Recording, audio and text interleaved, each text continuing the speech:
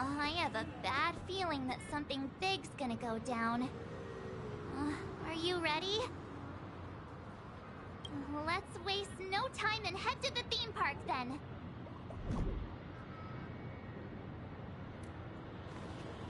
Mr. Yang.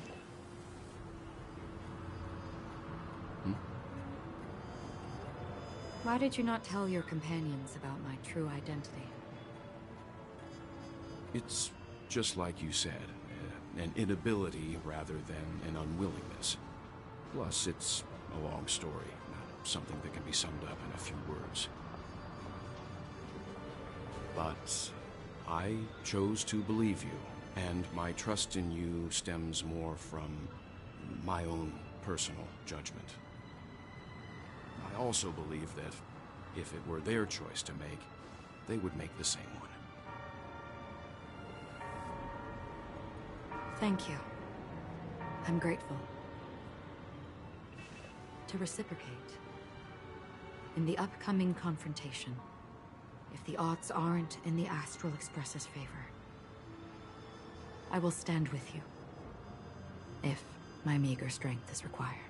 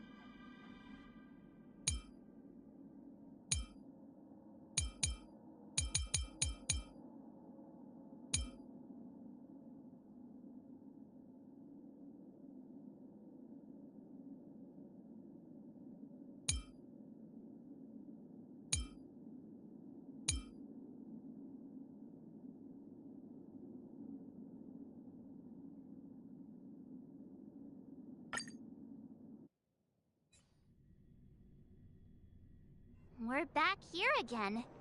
Aventurine actually chose a really conspicuous location. That guy's really taking it to a whole new level. Does he really think he's a superstar or something? Not a soul in sight. The hounds drove out the visitors, and now their whereabouts are unknown too. Everyone, pay attention. The other party has obviously come prepared.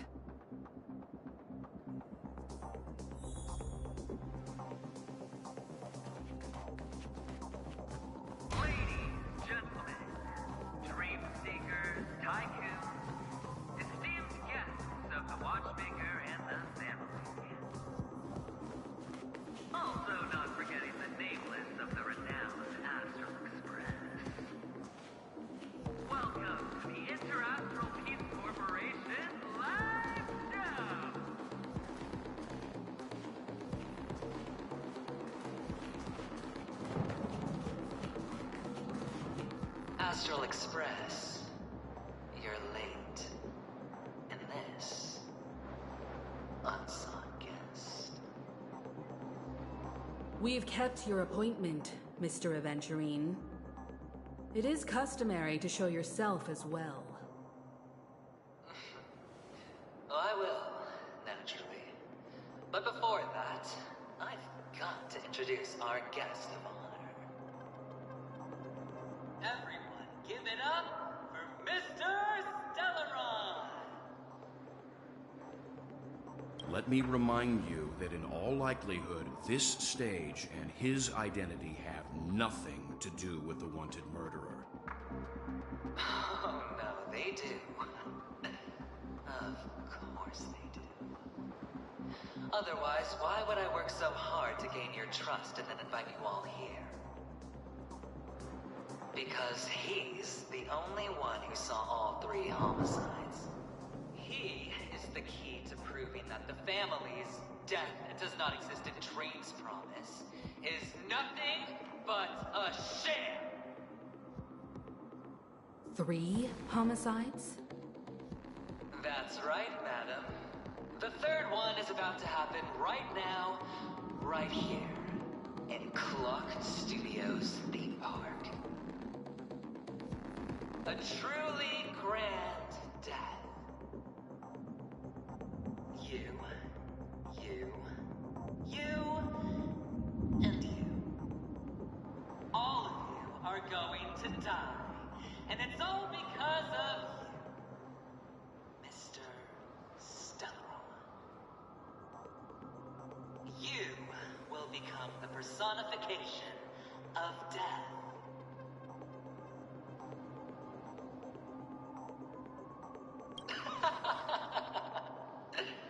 I thought my intent was crystal clear.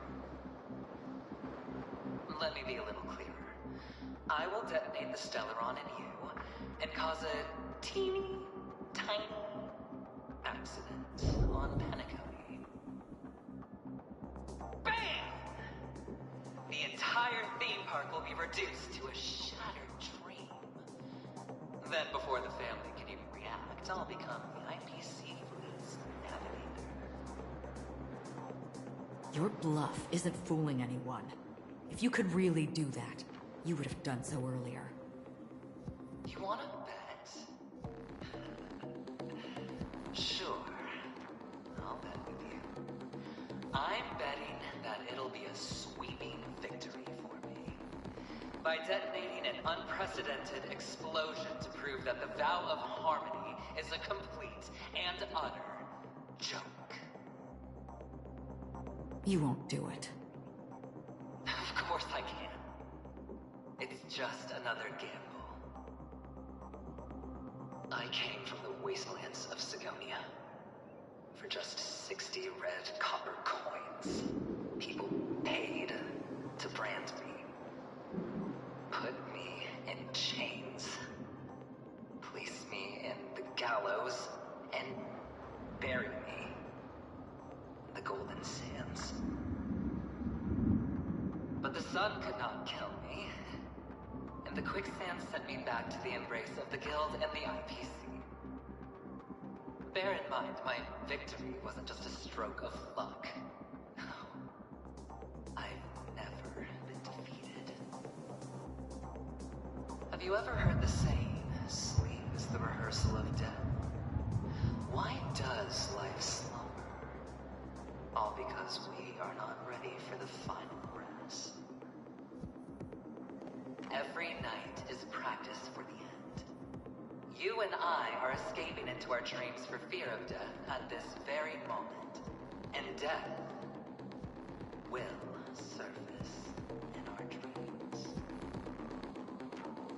Friends, the game has commenced, and you cannot choose to decline. Nor do you have any reason or grounds to!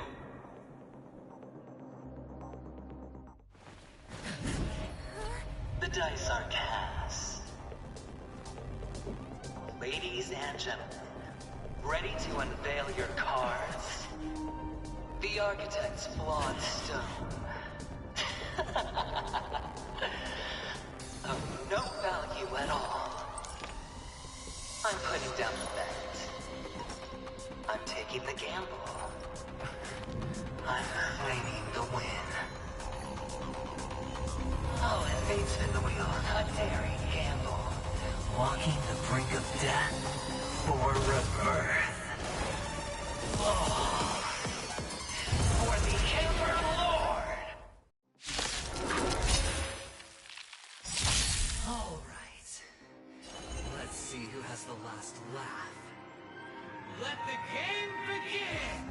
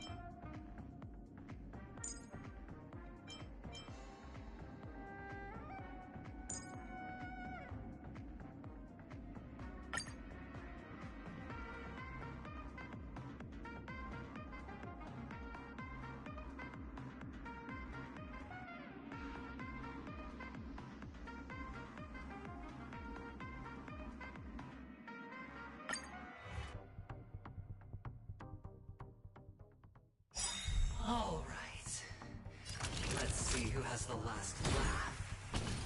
Let the game begin! Prepare for some hard work. I'll go easy first.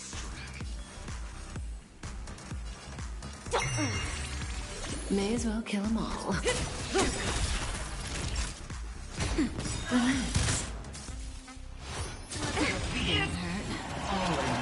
Say bye to breathing. Good times. Time to say bye. Boom.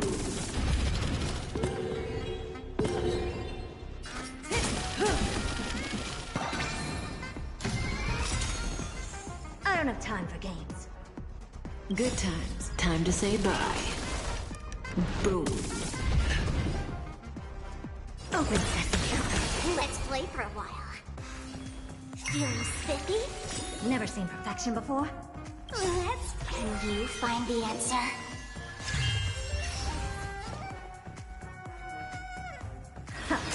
Stand still. Impressive.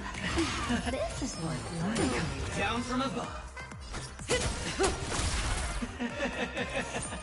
Even on a as long as people still have hope, they'll keep throwing money on the table. The chance. How small. The potential is what you hang on to. That's what justifies the gamble. Thanks. Prepare for some hard I'll go easy first. Relax. Naughty child.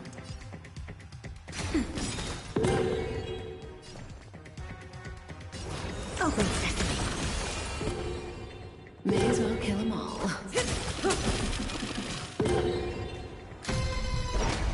It's all or nothing! Double down! Just a little something. Think nothing of it. Nap time. Right. I don't have time for games. Curiosity. Endless riddles. Nothing but a forest. Expand your thinking. Watch it crumble. Let's... Can you find the answer?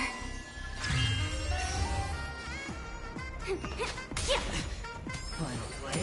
Down. Serendipity! Time for a shot.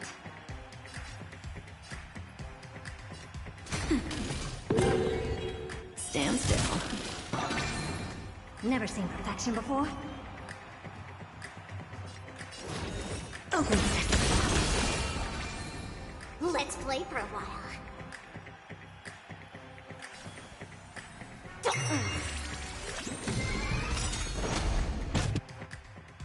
It's all or nothing! Curiosity. Endless riddles. Nothing but a forest. Good times. Never left. Time to say bye. Boom. Going all Expand your thinking. Glimpse the unknown. in. Everybody's like that. Down to the last player. So why can't I be happy too? Why can't I feel that free?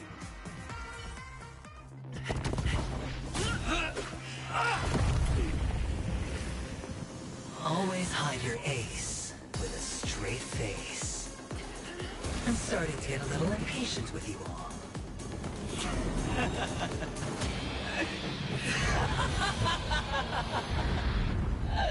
Friends, to fully relish this, I'm betting every last chip. Only by casting aside reason does one truly gamble.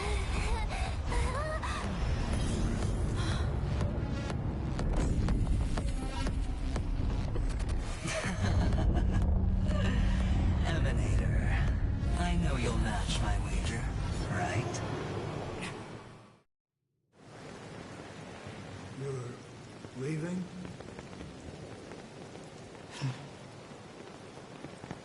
Perhaps. I might pass through the place you mentioned. Pinnacle. What do you hope to find within a dream? I'm not looking for anything. They aren't in a dream.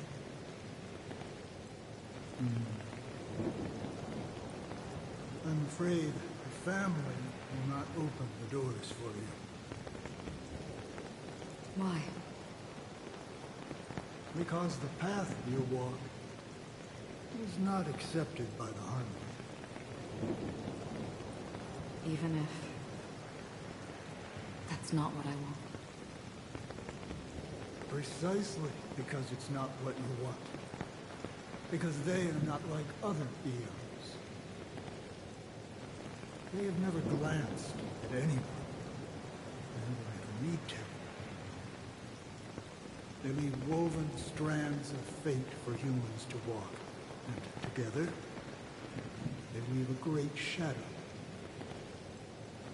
And this shadow silently envelops them. There are always those who rise from the shadows.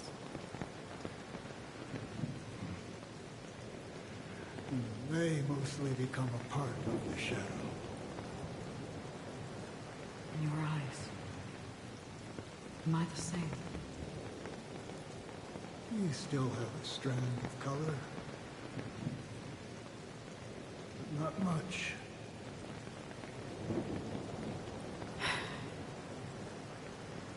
That is enough. Before they vanish completely, I will reach the Nihility's end.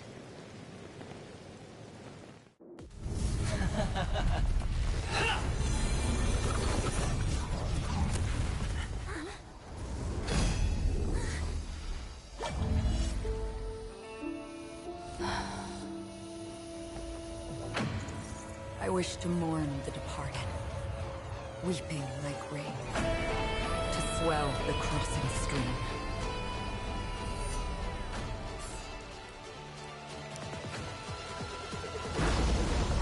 As the tide arrives, leading you back home.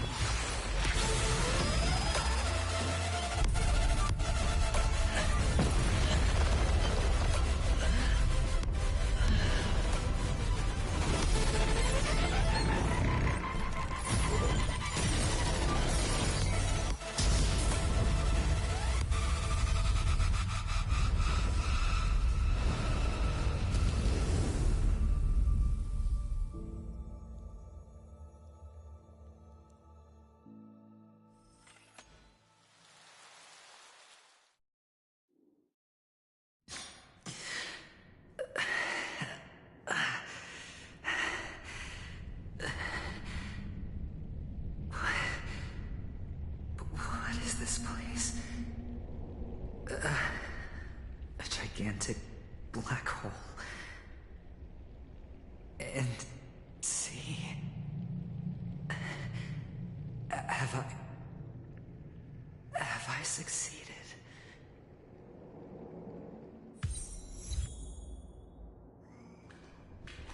Welcome to this sad world, Kakavasha. Your good luck is the most precious wealth we, all Avgin, have.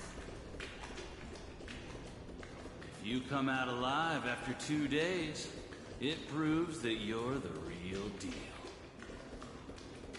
Wealth, status, power.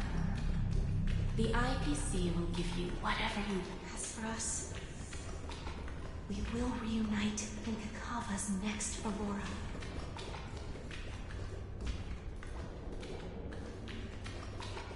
It's a pity this is not the place you were expecting.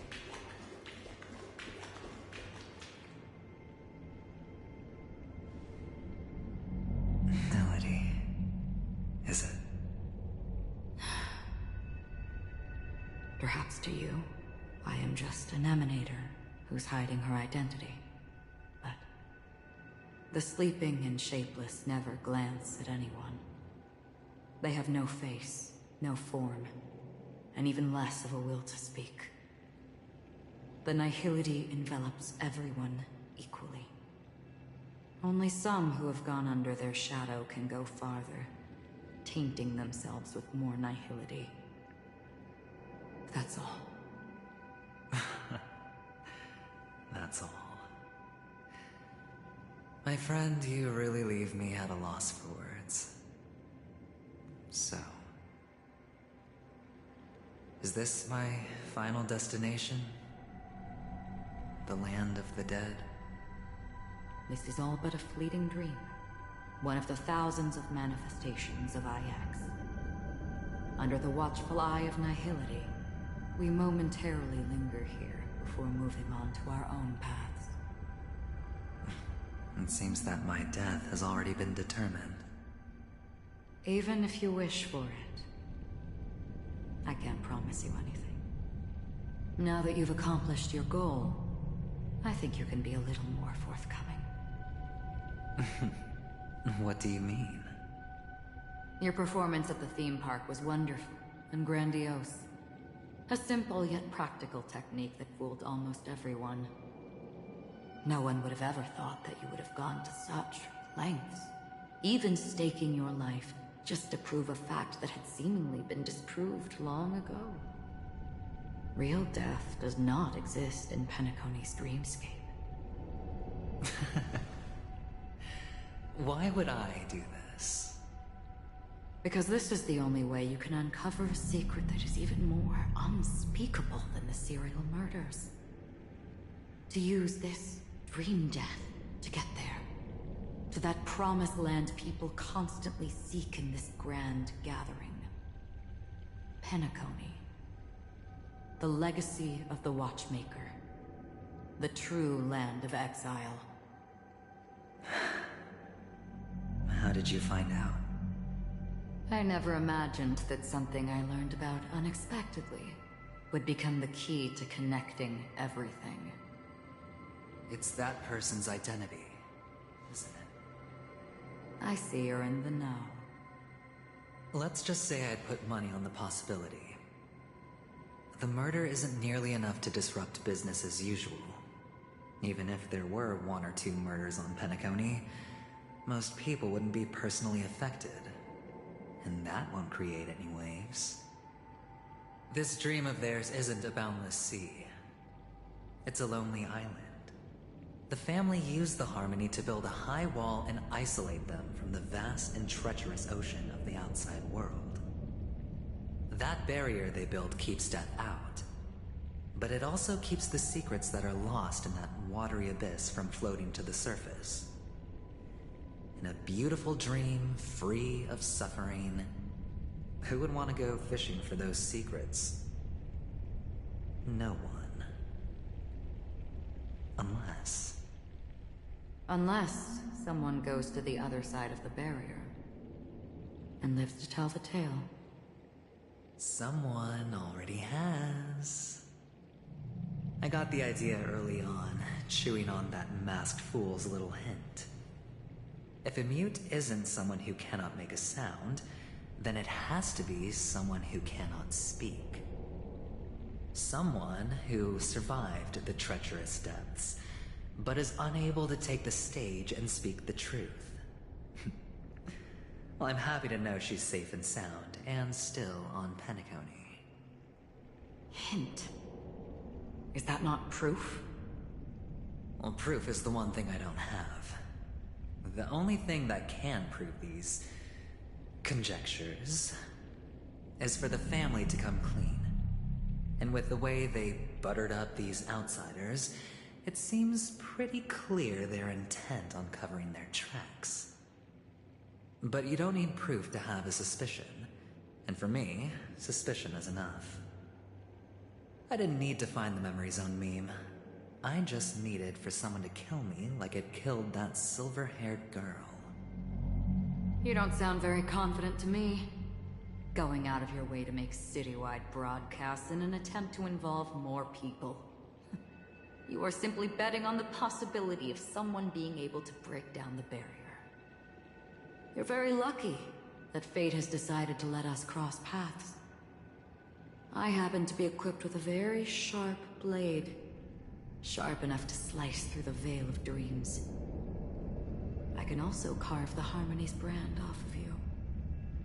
You possess great cunning. Deliberately setting us up to be on opposing sides. Constantly repeating the words of the Emanator in front of others. Leaving me no choice but to draw my blade against you. And that's how you win. Opportunity and strategy, both are essential. And in your plans, the IPC always wins.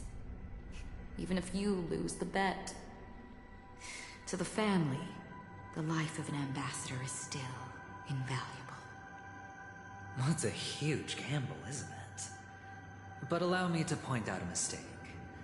The IPC's success is not guaranteed. I, unfortunately, have no contingencies for such an important matter. Detonating a Stelron. I can't do it. The Aventurine Stone is too broken to even safeguard my escape from the stage. If, at the end of the day, you did not unsheath your blade, I would have lost the bet. It is pointless to discuss what-ifs. You have won. Your prize is an entry ticket into that deep sea. And after this, whether you can return from the abyss is another gamble of yours. Have you never wavered? Wavered? Of course I have. But I can only bank on my own good fortune. Because other than that, I have nothing. Wake up from this dream and go to where you should be. Your gamble is not over yet.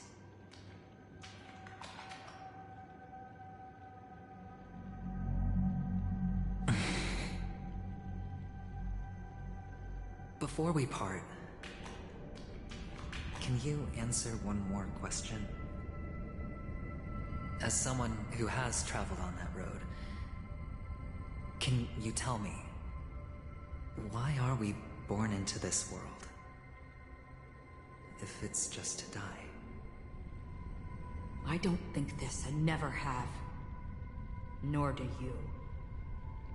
But the nihility envelops you and I. And everyone. And because of that, it's pointless.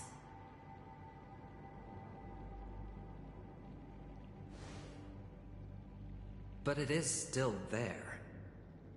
If the dice of fate are always weighted, then that is our destiny. Why, then, do we struggle against it? My answer might not be able to resolve your confusion, because it has been with you throughout your journey and is already a part of your life. But you said, sleep is the rehearsal of death. So why does life slumber?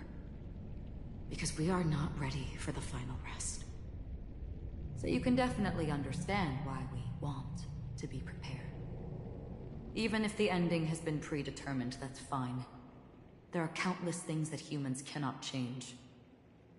But before the end, there are many things that humans can do while on their journey. And because of this, the end will thus reveal a completely different meaning. Take a good look at your pocket. Your friend has already given you the answer. Good luck.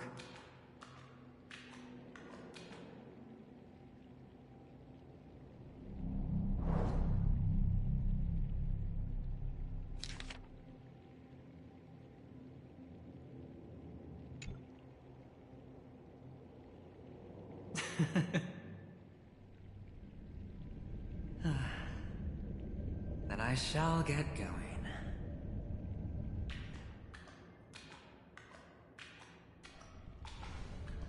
Mister? You're leaving? You ultimately chose to leave this dreamscape? Yes. Because they are not here. My papa, mama, and big sis. Then where are they? They are in a place where everyone will go. A very very distant place. Then are you going to? I'll get there one day. But not now. There will come a day when the sky will drizzle, and I will hear the call of Gaiathra Triclops, and know that it is time for me to go, and be reunited with my family. So, until that time comes, I should be preparing. Preparing for what? Well, preparing to face them, Kakavasha. And to make them proud. I know you'll be able to do it. Good luck. Well, of course. For I am a child who received the blessing of Gaiathra Triclops.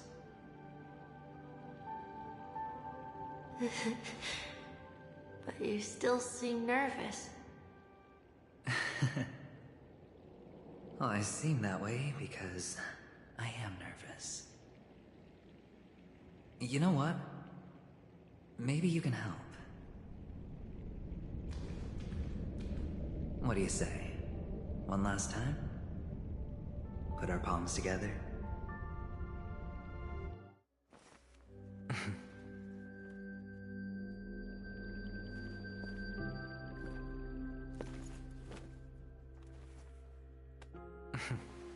Are you going now? Yes.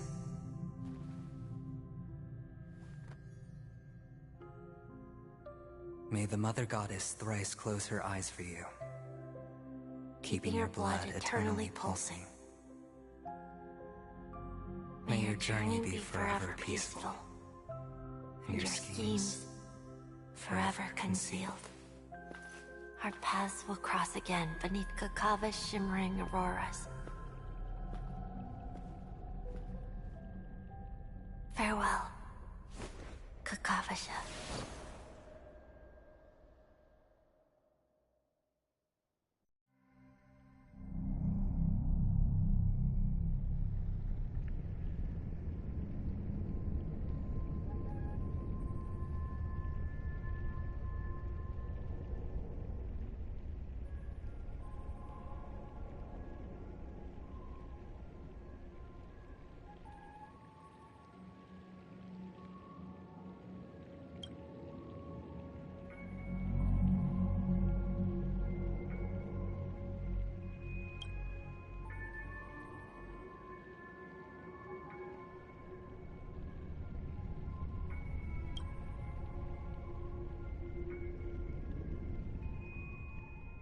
The light of the Aventurine Stone has disappeared. This only represents one outcome. He kept his promise and got what he wanted. As planned, your cornerstone has been successfully sent to the family's territory. Then... let's fulfill our duty and start harvesting.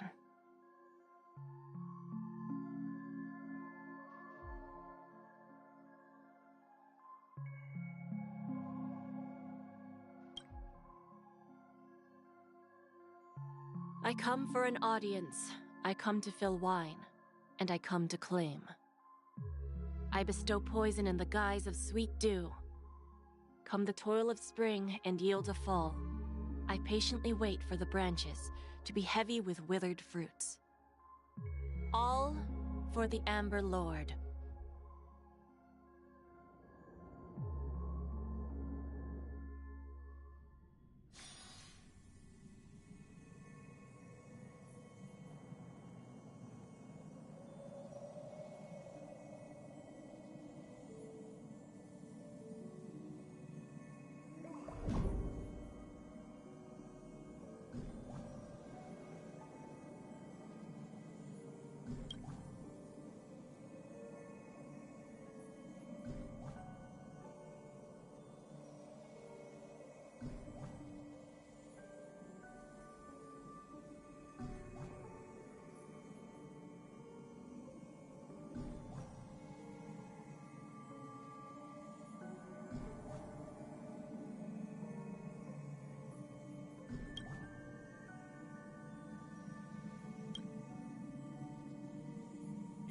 like I've been waiting on you for quite a while.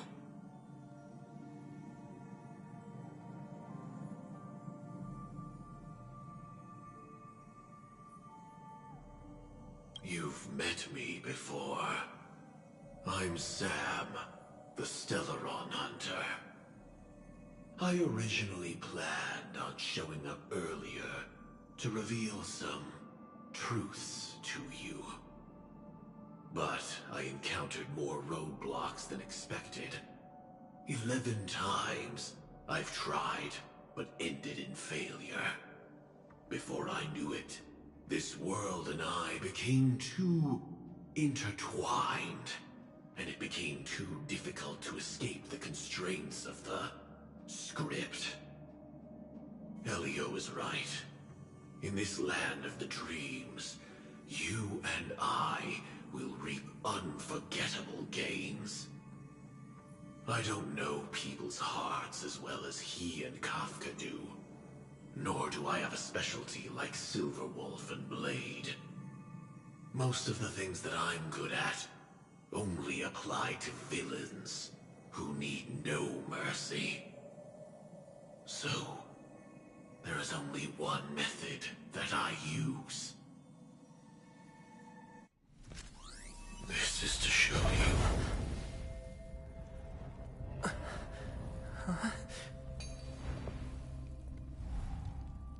All that I am.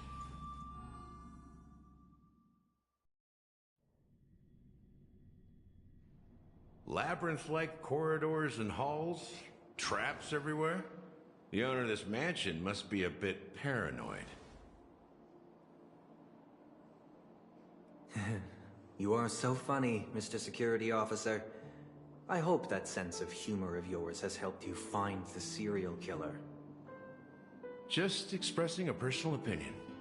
Why? Did I hit a nerve? Mr. Gallagher, my patience is wearing thin. Neglecting duties will only make me more suspicious that you and the real serial killer are connected.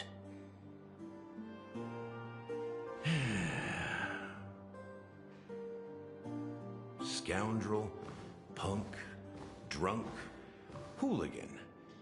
I have heard this trash talk all too often. But I have never once thought that I'd be treated as an accomplice to a murderer. I take back what I said.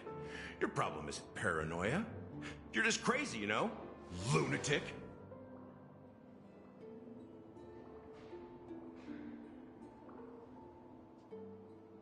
You, the family, you broke my spine and pulled out my fangs, and now you want to accuse me of murder?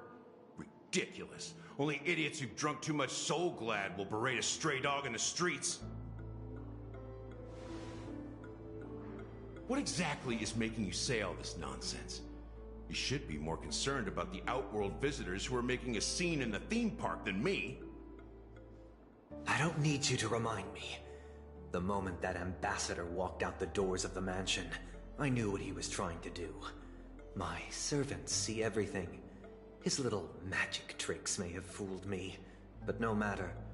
I'm happy to see how things have turned out. Why do you think that I just let him go? And why do you think I emptied the theme park stage? Because my target from the beginning has always been you, Hound.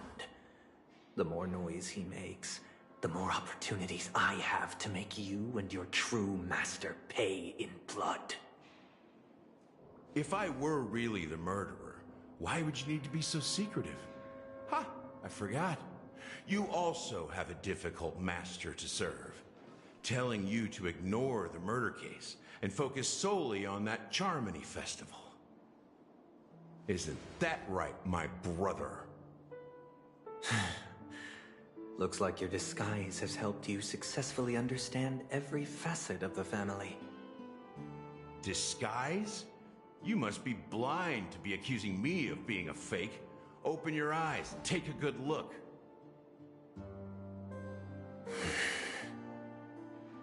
Indeed, every part of you is real. The brown hair, soft and curly like Benny's. the orange eyes, which make me miss the gaze of Sir Whitaker. That odd scar, the mark of Wolsey. And the gray vest, tie, hound emblem, bottle, the bartending, and your role as a security officer. These are all true traits. From all 52 loyal family members. When they are gathered, countless tiny truths are woven together into a lie. You collected a small piece of each of them and claimed them for yourself. Then you invented this facade, a complete Gallagher. Tell me I'm wrong, minion of the Enigmata.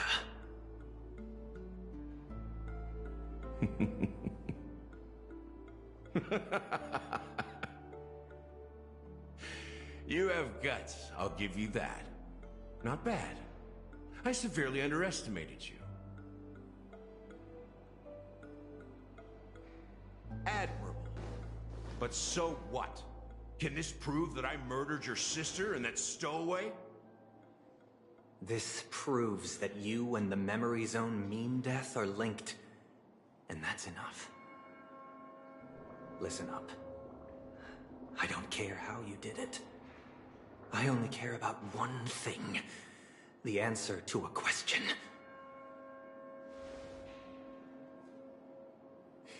You devil. You wretched, despicable dog. Why did you kill her?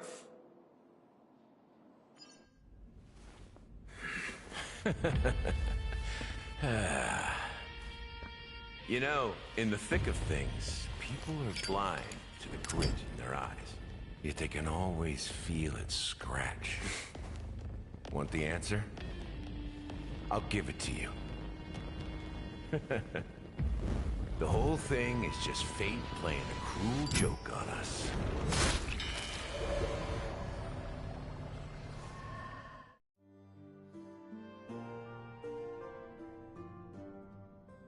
Newsflash! Penacony's Germany Festival has entered its countdown phase. Accompanied by Clocky's TikToks, after 12 system hours, this grand celebration will commence with much fanfare. I already told you! We can talk things out! I'm sorry, Fluffy. I really have something urgent to attend to, so I had no choice but to resort to asking this favor of you all. Since you already know what you're doing, I'll also have to remind you of its risks. Hey, partner, what's with the hostility? I thought pulling this thing out was just a way of saying hello. For the last time, state your identity and purpose. My name's Boot Hill, and I'm a Galaxy Ranger. A Galaxy Ranger? You look like you seen a ghost. Did you think we all went extinct? Well, that's the price you pay for being off-grid for too long. The righteous heroes of the hunt would never hijack the Astral Express. I ain't hijacked anything. What, chatting with someone while holding the gun is considered a hijacking? It probably is. Pardon my frankness, but there are plenty of rumors in the cosmos regarding the Galaxy Ranger's current status, and none of them are pretty stories. I have a hard time believing you. Oh, this is hilarious. The tale that this bunch of fools spin is getting out of hand. There's even a bit about the Galaxy Rangers being turned into gibbons by Dr. Primitive, and they're in some valley screwing around on swings. Of course, I know you won't believe me, which is also why, similarly, I have a hard time believing that you're the real Nameless. See the bullets in this gun? 9mm, an eternal classic. I may need the Astral Express's help right now, but if you're an imposter just like that one, then this bullet might just end up in my head. I can't allow myself to be exposed to danger. That's just the way it goes, so... You all have to first prove yourselves, Huh? Where are you going?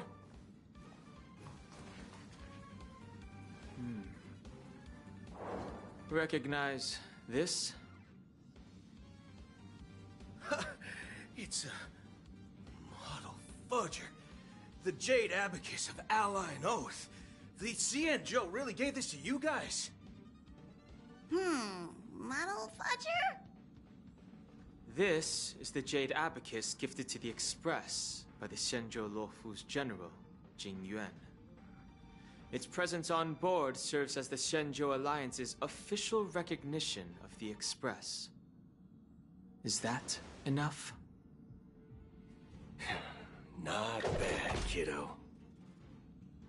And across these sprawling stars, a gentle squeeze is all it takes to rustle up a whole legion of Cloud Knights.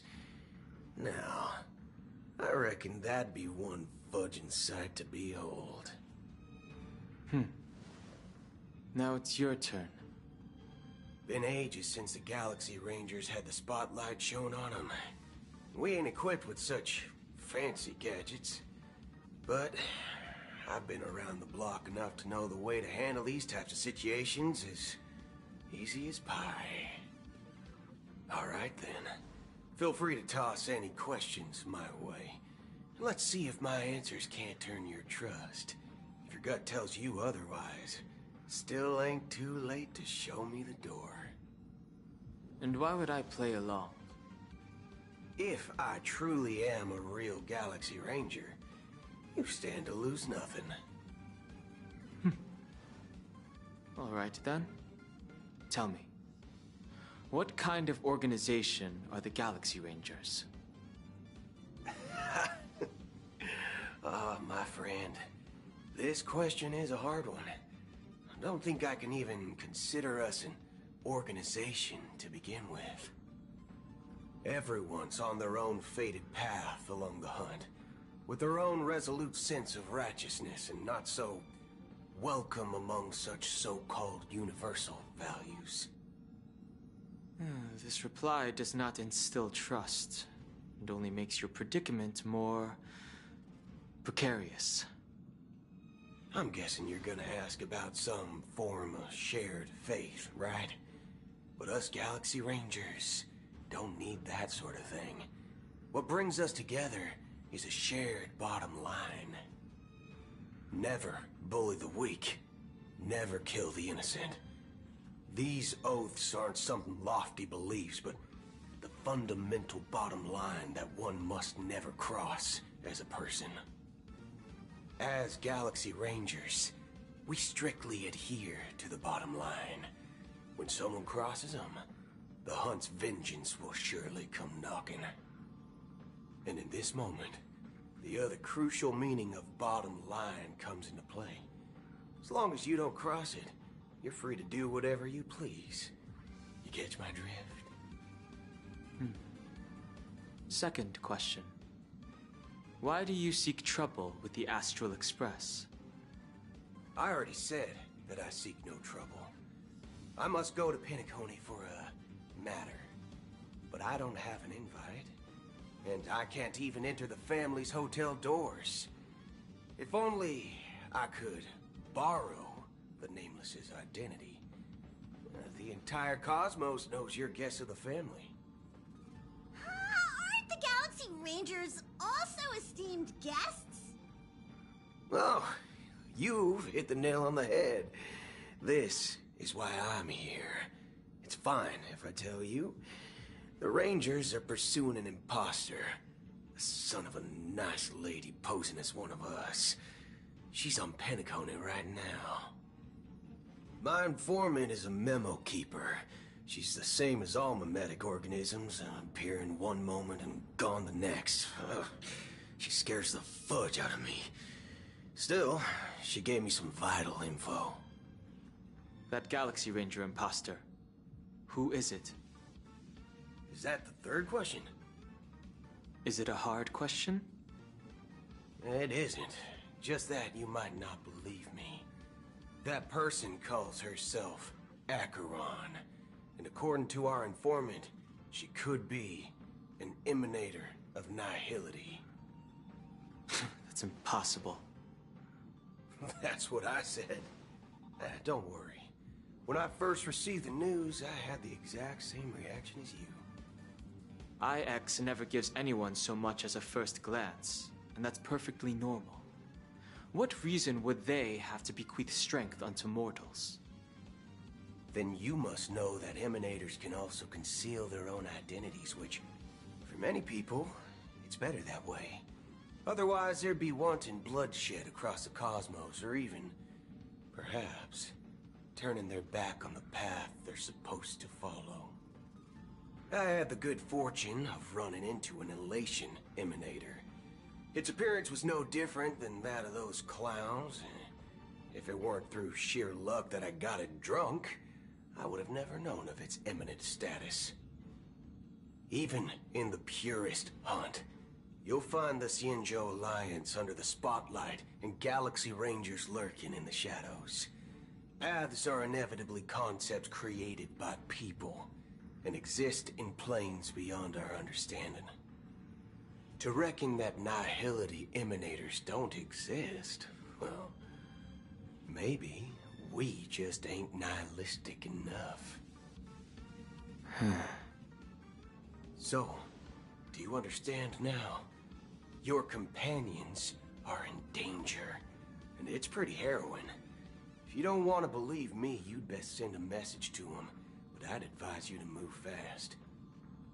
We don't know what's happening in the dreamscape or how much of what the memo keeper said is true. And that Acheron, who knows what she intends to do.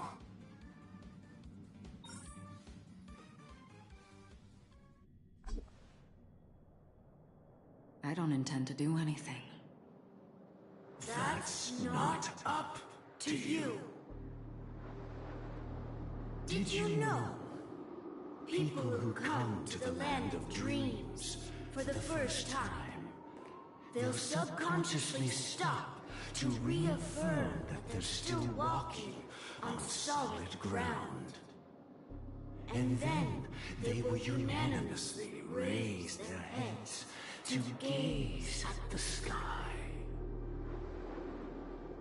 Be it reality or dream, staring at the sky is instinctual for humanity. Since the day that the golden hour was completed, it's always been there, watching over every single night of decadence. But now this night sky has been mercilessly severed, dyed with the mist of nihility. And this whole event happened within the course of a single slash of a blade. A single slash of a blade isn't really accurate. It was actually 2 blades, just that the second one was faster. That's not the point. Many guests who weren't supposed to be invited have gathered at this banquet. Even if the harmony is all-embracing, I have no choice but to show some of them the door. For the sake of Penacony and the peace. The planet of festivities has no place for you, a puppet of nihility. Those who live in the shadows do not bear the right to tread the illuminated stage. Speaking of living in the shadows, there's probably not much difference between us. It's only polite to reveal your true self, at least when speaking to others. Penacony's Dream Master.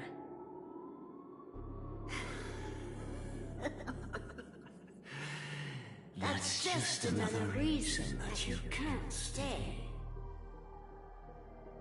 Whether you believe it or not, this is the real me. We are one. Is this the united as one that the family espouses? My mortal shell has long since dissipated.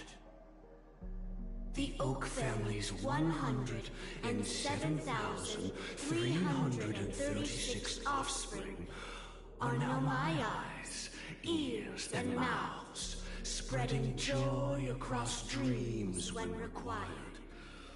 And in times of essential need, exiling evil from this haven in my stead. From the sound of it, it seems like you're asking me to leave, Penacony. I am glad that you're an understanding one. Alas, I'm not asking. If you think you can. Are you threatening me? I ended it with a period. It was a statement, not a threat. Knowing who I am and still showing such malice. You're not the first, nor will you be the last. This scene played out many times before. And usually, when faced with my questions, most people retort, "Why can't I?" The result has invariably been that they can't. You are confident. But be reminded, the family is forgiving, but not weak. The cords of the harmony extend across worlds. If you do not comply, when the blade is unsheathed for even a hair's breadth, you will never be able to escape the eternal Centurion's wrath in all of your lifetime. 137 individuals. That is how many heathens I have exiled since I became Dream Master. Among them were those who once severed my wings, and those who immolated my body. And here I stand again, about to add another mark to the tally. And you will die. I mean, all of you will.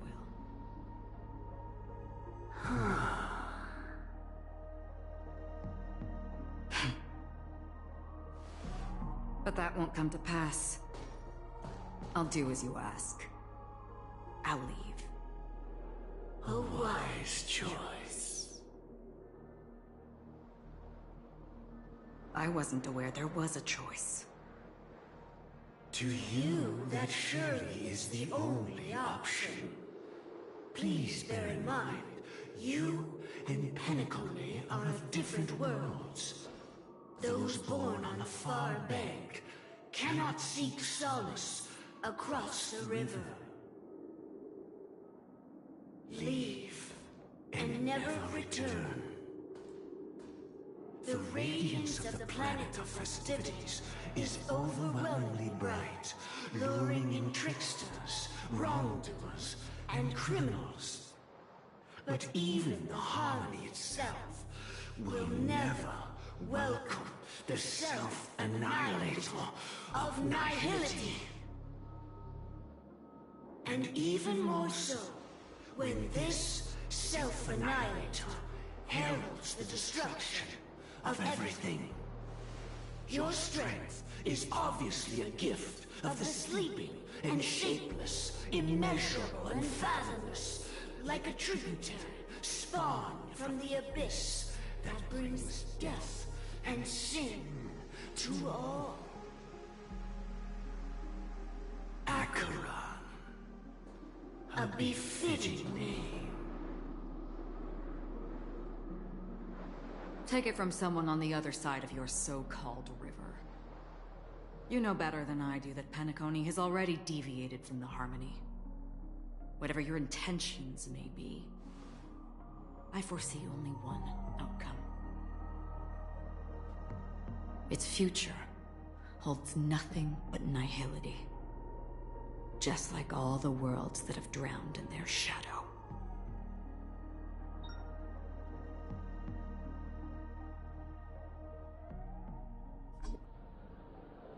Attention, please. The unusual event that occurred moments ago was due to a technical malfunction at Clock Studios theme park. The family has promptly responded to secure the area, and we're happy to report that there have been no injuries. Oh, I swear that was no movie shoot. So many chips fell from the sky, and I even caught one of them. But it vanished in an instant before my very eyes. Excuse me. Are you talking about the Clock Studios theme park incident? Hmm? Yeah, what about it? Oh, Miss Robin! Am I seeing things right? No need to worry. I apologize for any inconvenience caused to your delightful dream journey. What you just mentioned about the chips really piqued my interest. Would you mind providing more details about the incident? Oh, it was just those chips you normally see everywhere. The green ones? They fell from the sky as if it were raining. And then those chips simply disappeared. It appears to be the Dream Sim tech the Iris family has been developing. Huh? Miss Robin, you mean those chips were all part of a performance? But I really... Shh. This technology hasn't been made public yet. It was originally planned to debut at the Charmony Festival, but it seems it's been leaked. Can you help me keep this secret? The raining chips were supposed to be part of my act. Oh, I see. Then it all makes sense now. I'll do anything to help make the Charmony Festival a success. Thank you. As appreciation, I'd like to give you a token gift. Oh, this button is... Press it at just the right moment in the celebration, and there could be an unexpected treat in store for you. Alright, it looks like there are other guests who are also confused. I'll have to excuse myself. Please, enjoy the dreamscape. So many people talking about it. This commotion at the theme park definitely made waves.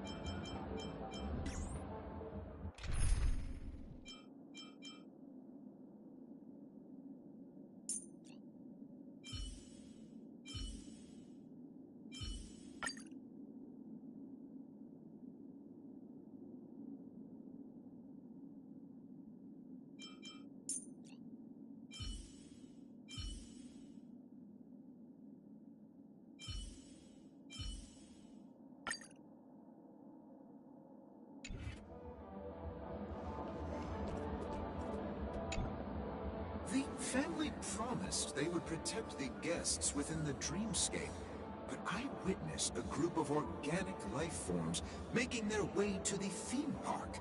And soon after, a rip tore through the sky, and black rain started leaking out of the void. The family needs to provide a reasonable explanation, or I'll take my loved ones and return to reality. I thought the dreamscape was supposed to be a paradise. If it's not, then there's no point staying here. It appears the good sir has seen many great events. And it's true that an uninvited guest has unexpectedly entered the dreamscape. However, their target is not the ordinary guests, but the ambassadors of the IPC. The family will certainly ensure that the safety of the guests is of the highest importance. Miss Robin, I know the Bloodhound family has already sealed off the theme park and has control over the situation, but it won't resolve the problem. The family can try their best to protect their reputation, but as a guest, I don't wish to gamble with my life. But as you can see, sir, no innocent bystanders were affected in this incident. Perhaps the dreamscape is not as perfect as promised, but there's no place safer than dreams under the family's rule. I believe you know this better than I do. If this incident happened in real life, how many people would be able to walk away from it? I could stay here, but keep in mind, guests come to Penacony to enjoy the dreamscapes. They do not wish to be entangled in a conflict between the family and the IPC, so let's not have any more unnecessary incidents. Of course. With the Charmony Festival about to commence, we will spare no effort in our preparations. Rest assured. To express our apologies, the family has arranged this gift for the guests. Thank you for understanding.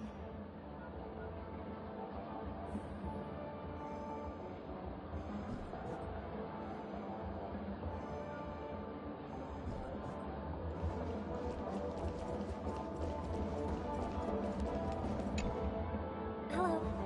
May I ask what happened here? Nothing to be worried about. There's been a small rehearsal mishap at Clock Studios theme park.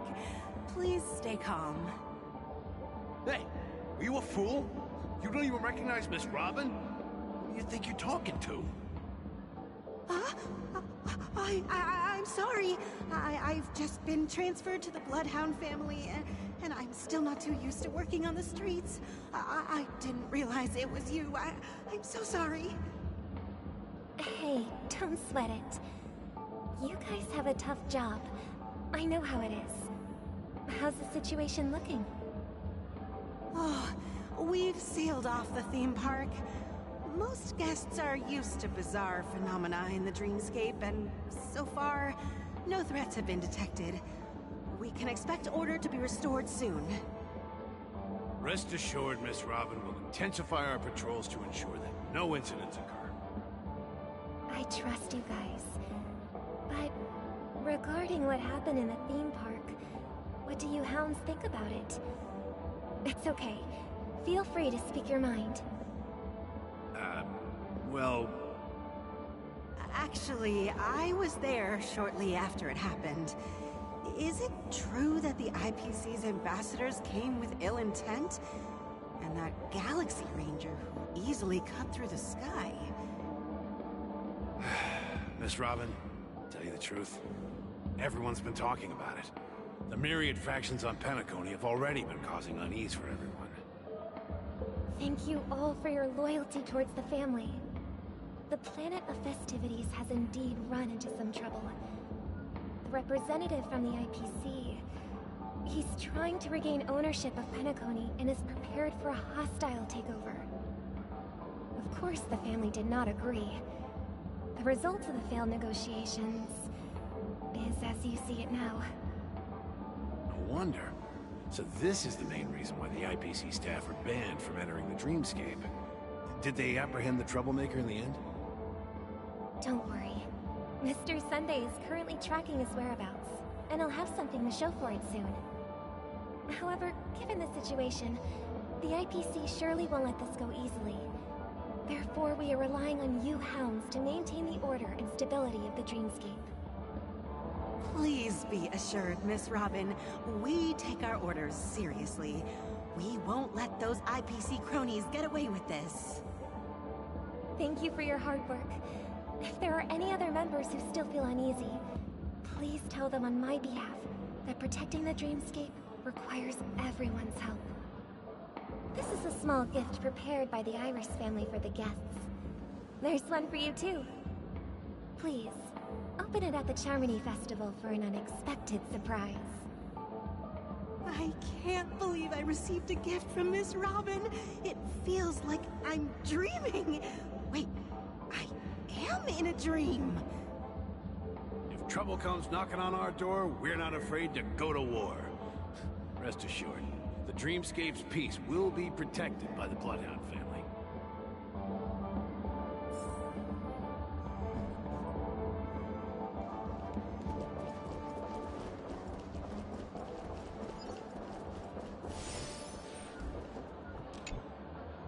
Miss Robin? That's the renowned cosmic superstar, Miss Robin! I didn't expect to meet a fan here. I'm honored.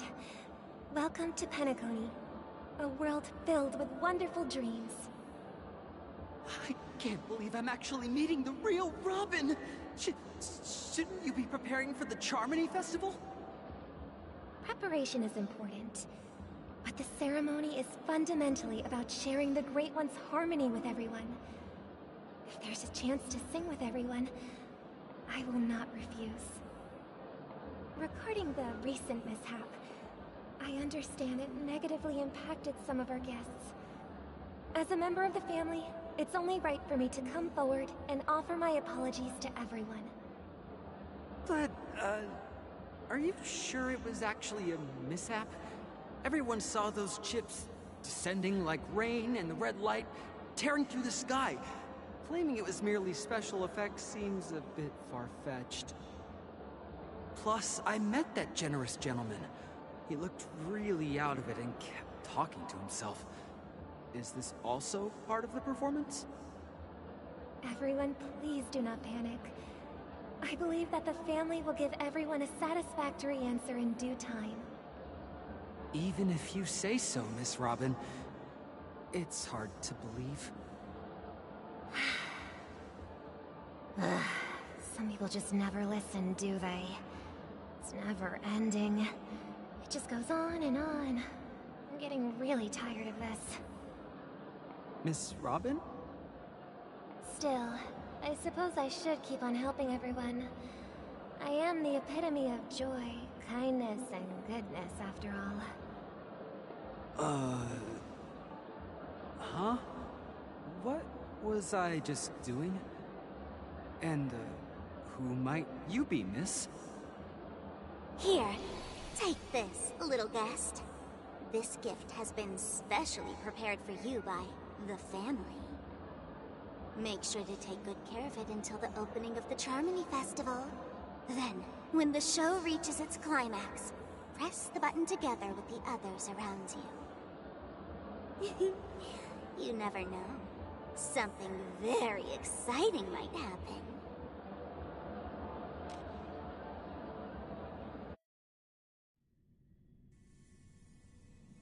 We're back to where it all began. You entered the golden hour from this place. And it is also from here where you will enter the true Penacony. It is a pleasure to journey alongside you once more. But it's time I laid bare the entire truth before you. As you might have heard, I also go by another name. Stellaron Hunter Sam.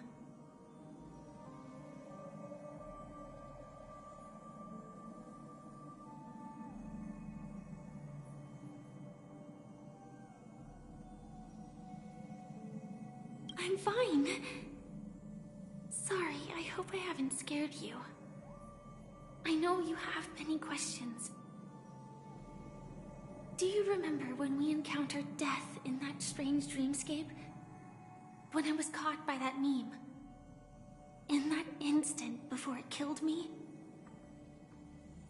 I saw the reflection of another dreamscape in its ghastly pupils. So, following the clues in the script, I came up with some theories about the meme. That's why I instructed Silverwolf to issue invitations, drawing everyone to the Dreams Hotel. I intended to call upon death before you arrived, to solve the riddle using more direct means, and then invite you to join. However, contrary to my wishes, I couldn't defy the script, and I didn't get a chance to explain it to you. It is how you see now. I was impaled by the bladed wings of death. The heavy pressure of concentrated memoria miasma exploded in my mind as if it was actually reality. But after the momentary numbness subsided, I found that my body was absolutely unscathed. I was still alive. And it was just as I thought. I had arrived at a place starkly different from this beautiful dream. Beneath the dreamscape of Penacony lies another, more chaotic, more primal memory zone. Its name? Land of the Exiles. And so, then I returned to the hotel in the dreamscape, hoping to tell you of its existence. Yet I could not reveal my own identity. So, I could only divert your party's attention and lure you away from the battlefield. And after all my attempts proved futile, it wasn't until not long ago when a crimson blade of light shattered the high wall of the dream, causing you all to fall far into the abyssal depths of the dreamscape, that I was able to awaken you and your companions one by one. And that's it. That is all that's happened so far.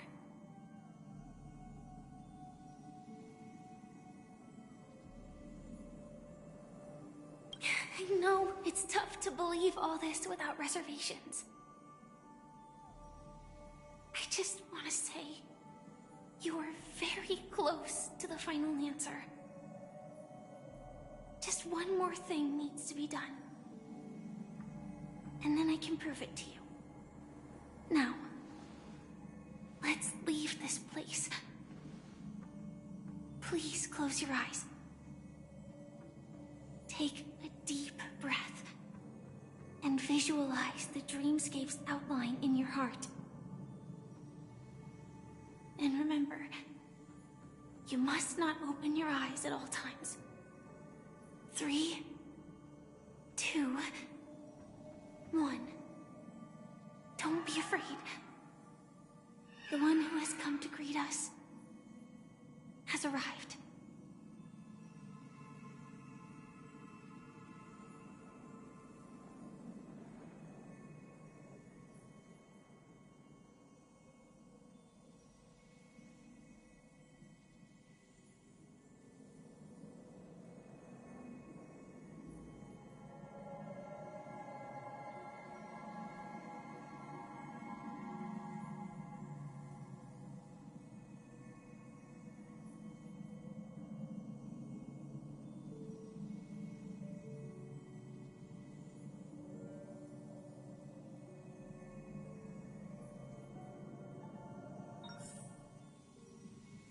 I never knew you could do this. Do you have a driver's license? I do. That is surprising. Why? Because this is Japella, the city of sins? No, it's nothing. I'm just thinking that you haven't slept in 20 system hours. Are you sure you're okay? I'm fine. I'll survive. Same goes for you. I'm not so sure about that. Slow down a bit. Infiltration is over. Feel free to activate Sam anytime you like. There's still some time before the next part of the script unfolds. Let me stay a little longer in this body.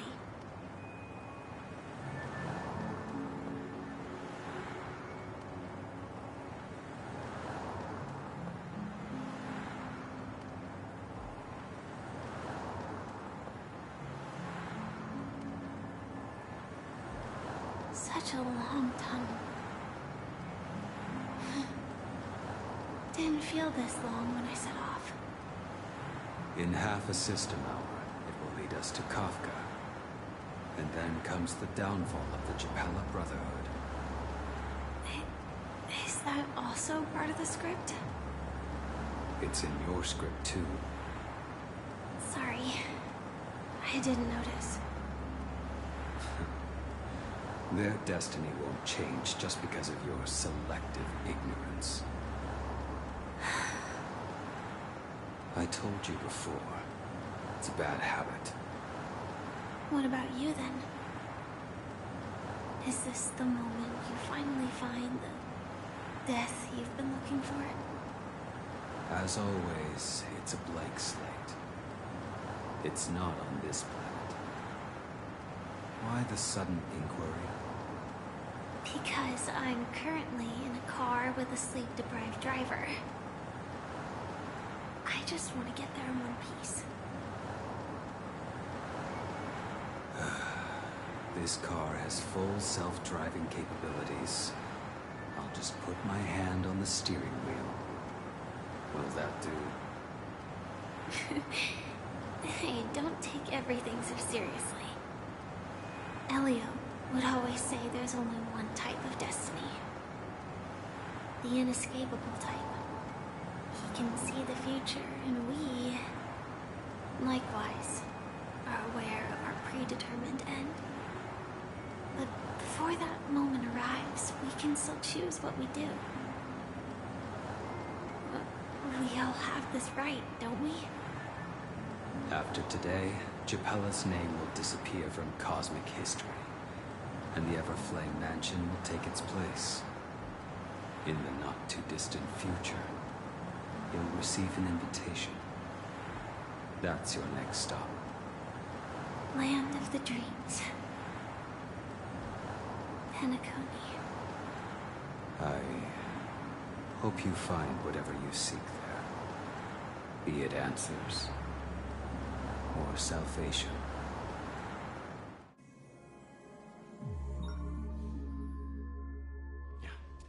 Glad to see you're safe and sound.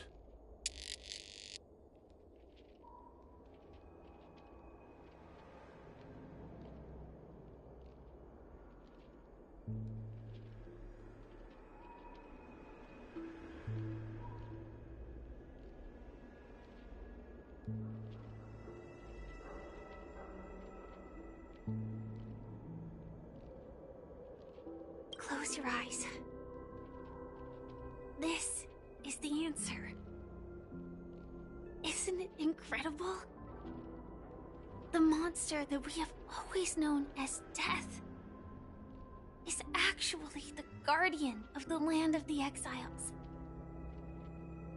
It abides by a certain rule. Abducting people from their dreams and bringing them here. The question that has been perplexing us, does death really exist in Dreamscape, appears to be a cognitive trap. It was laid by those orchestrating events from the shadows to cover up the truth behind the disappearances and the existence of this fortress known as Dreamflux Reef. Every emergence of that meme is related to the Watchmaker. Since Dreamflux Reef is where it brings its captives, it's likely that many of our long-standing questions will be answered in this place. The atmosphere here is starkly different from the beautiful dream. There are no regulators here like the family. And they all look like they're mildly dazed. but from the whispers of the residents, I've heard a familiar name. Gallagher.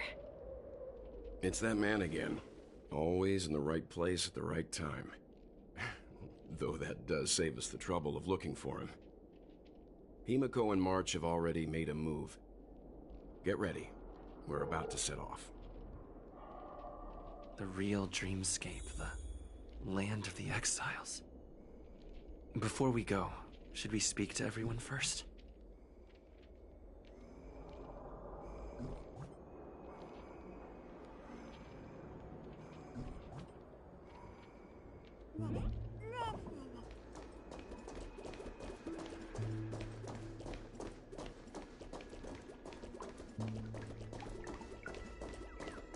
Keep going straight down this alley, and it'll lead to an elevator. It'll take us to the center of the land of the exiles.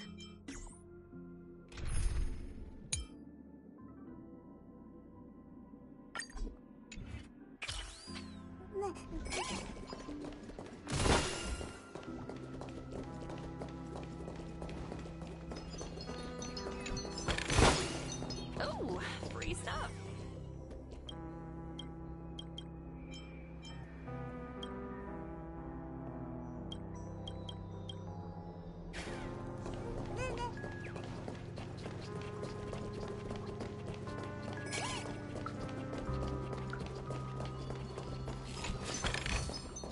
Hard work pays off.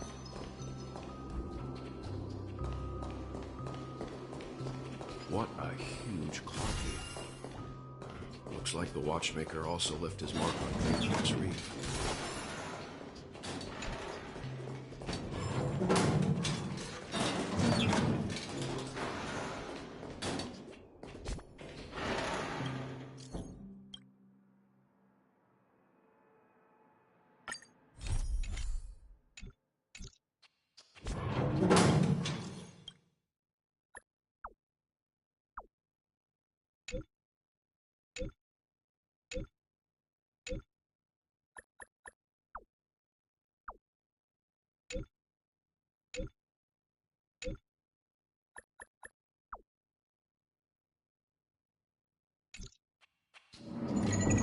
Hi, this is Toka speaking.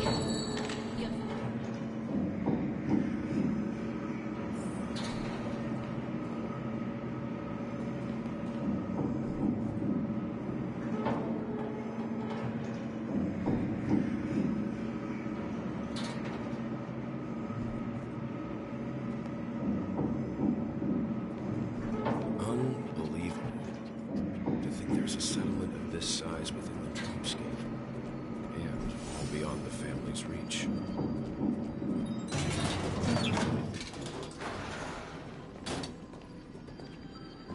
The atmosphere in this fortress is pretty different from that in the beautiful dream.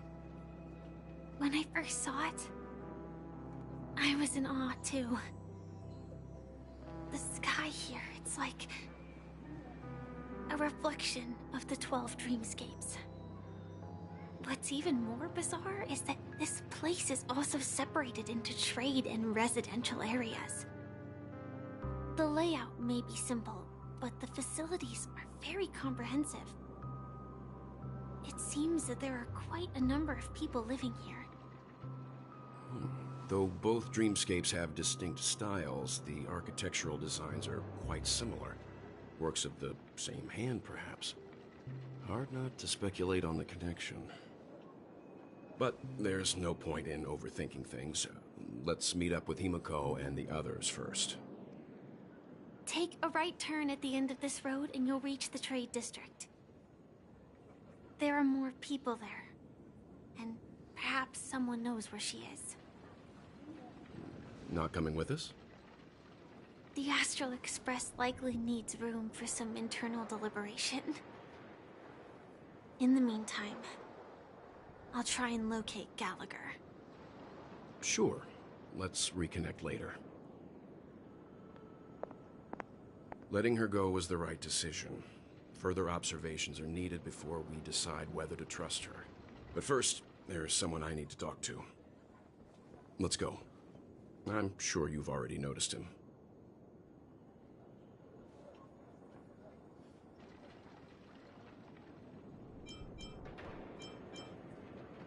He's right over there. The Reverie Hotel's bellboy. How did he end up here? And right after Miss Acheron severed the beautiful dream. We'd better check, just to be sure. Perfect for me, and perfectly legal for me to stay in.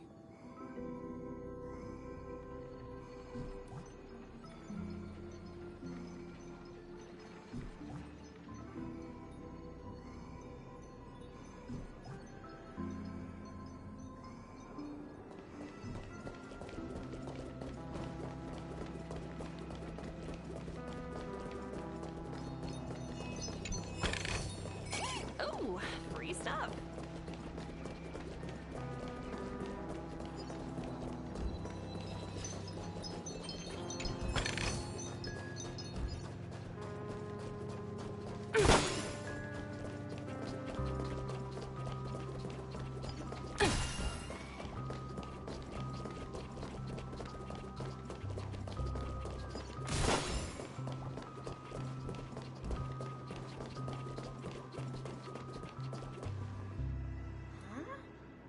You're the guest from before. We meet again! And a new friend. Forgot to introduce myself. I'm the hotel's bellboy, Misha. Hello, Misha. I'm Welt. We met in a dream. Oh. And who might this be? Tick-tock! Old friend and new friend! Let's high-five!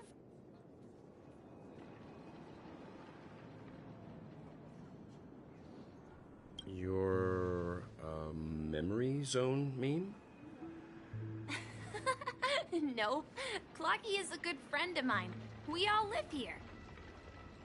How did you two get here? This dreamscape isn't supposed to be open to the public. I wonder if it has something to do with Sleepy.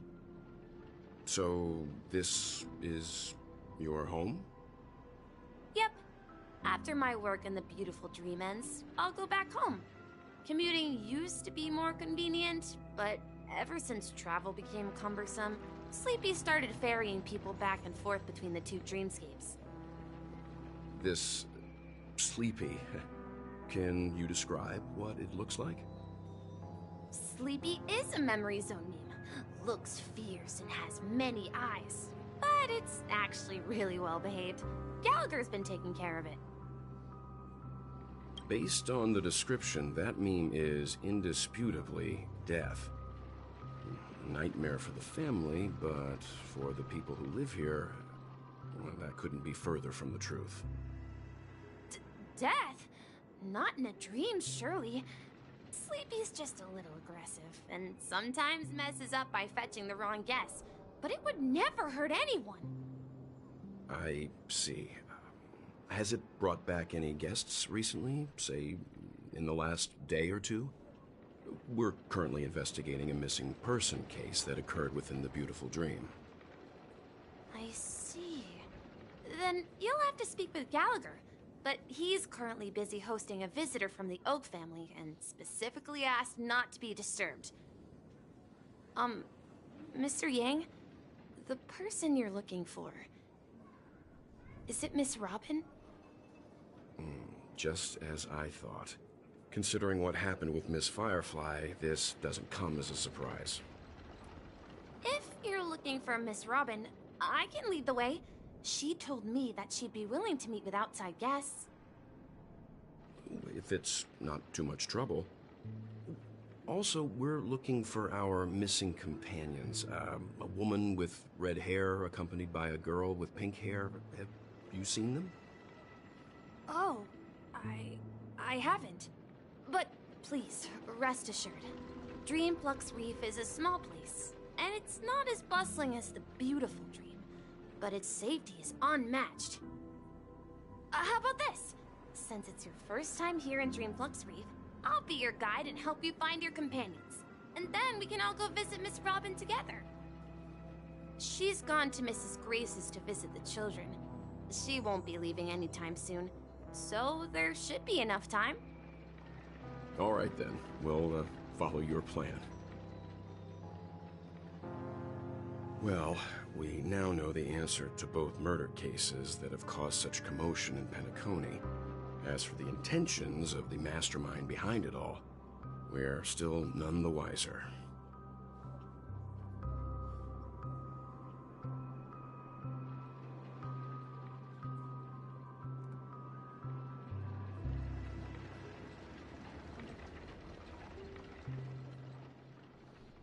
Yes, that's my thinking as well. I'm not entirely certain, but we still have to find him one way or another. Say, you mentioned before that you saw Clocky that only you could see, right?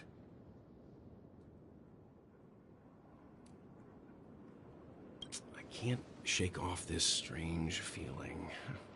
Am I really still so young at heart? Forget it. It's not important. We'd better just follow Misha.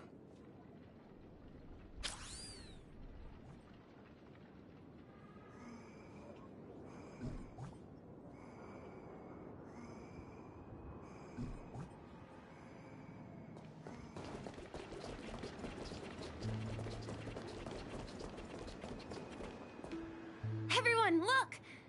From here, you can see the most spectacular view of Dreamflux Reef. A black hole? No. An accretion disk formed from consolidated memoria? Was Dreamflux Reef built on such unstable memoria? Oh, so Mr. Yang is also versed in memoria dynamics. I was just trying to figure out how to explain this huge hole to everyone. I bet you guys have a lot in common with Miss Kami.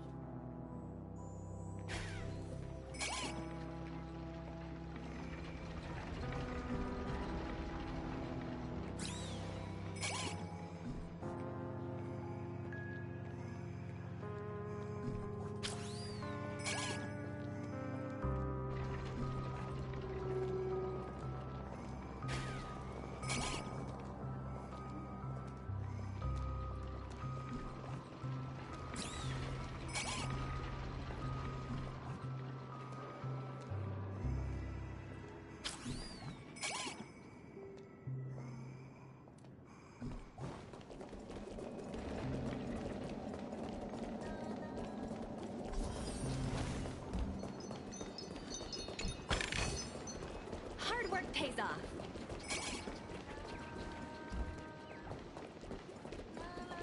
Look, there she is. Oh, free stuff. My calculations are finally done.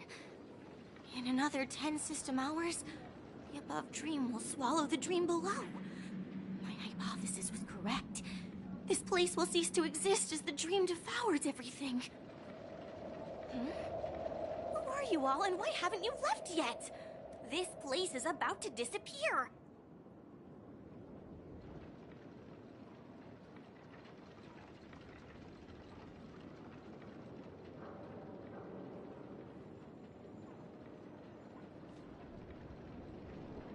I'm Kami, a dreamscape surveyor specializing in memoria dynamics, and this is my life's work that I'm researching. See that huge gaping hole? It was just a narrow rift many years ago, but now it's grown into a giant hole. The surrounding memoria has been flowing towards the other end of the hole at a constant velocity, slowly but surely. But the scary part is, according to my calculations, the flow rate of memoria has recently changed, and it's faster than ever before. It's almost as if something is sucking it in from the other side. By constantly improving upon Madame Rosalina's memoria measurement method, I've finally obtained accurate results. After 10 system hours, the Dreamflux Reef will cease to exist. It will disintegrate like a melting glacier, and then fuse with the sweet dream fragments on that side of the void. Please don't worry. This sort of thing has happened many times before. Miss Kami isn't a bad person. She's just a bit lost in her own world. She'll probably realize she's wrong soon enough. You don't say. There was something else that piqued my interest. Who is Madame Rosalina? Oh, do you know her too? Or are you also a fan of Memoria Dynamics? We're very interested in Madame Rosalina's achievements. Could you tell us a little more about them? Why, of course! She's an excellent scholar of Memoria Dynamics, and the first person to apply Memoria rate measurement methodology on interstellar travelers. Regrettably, due to the presence of the Garden of Recollection, ordinary people don't pay much attention to the nature of Memoria. She departed this world without much fame, leaving only a few thin journals behind. I came to Penacony to learn more about my idol, and went to great lengths to seek out Dreamflux Reef, all because this is her final resting place. Prodigies always meet their demise prematurely. If only Madame Rosalina had more time, she would have discovered a way to reverse the flow of Memoria. I felt it. The source is in the Golden Hour. There is a certain anomalous presence stirring the currents of the memory zone. I must uncover more concrete proof. I must convince everyone. Does the name Madame Rosalina sound familiar to you?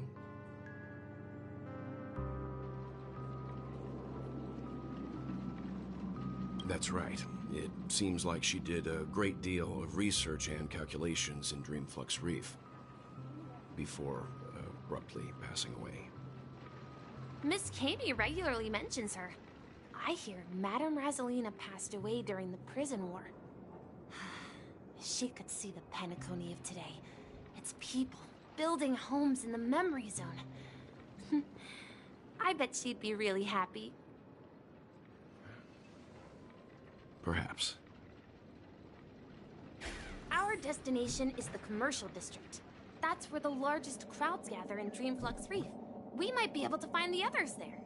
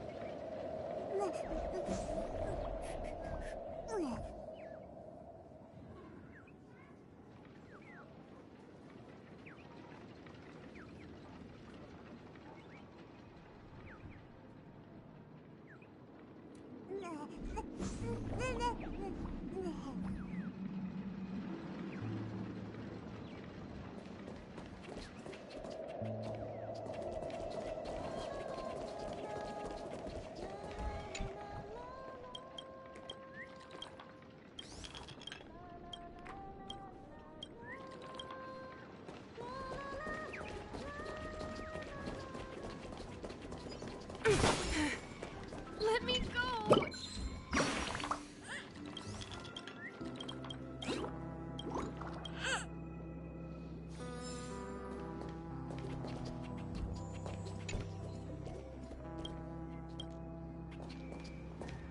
Ghost! There's a ghost!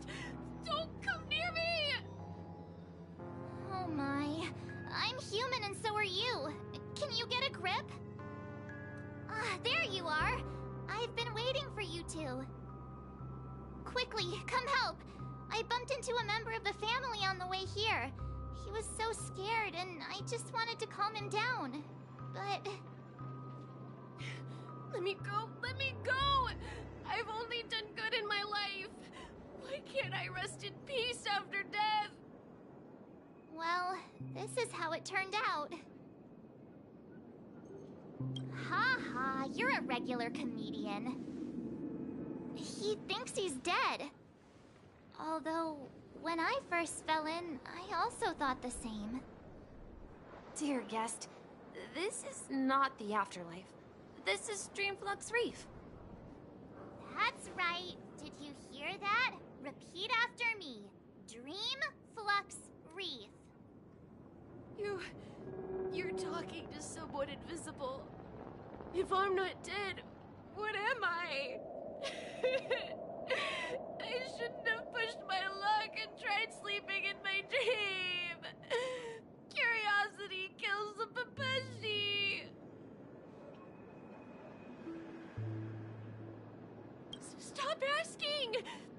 Alert the monsters! All the dead are right here. All of them! You're not talking about the Memory Zone meme, are you? Don't say that name!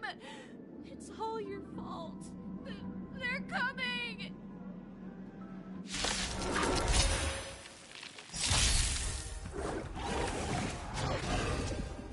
Let the valuation begin. Liquidation! Right! Investing in victory means playing the long game! Nap time.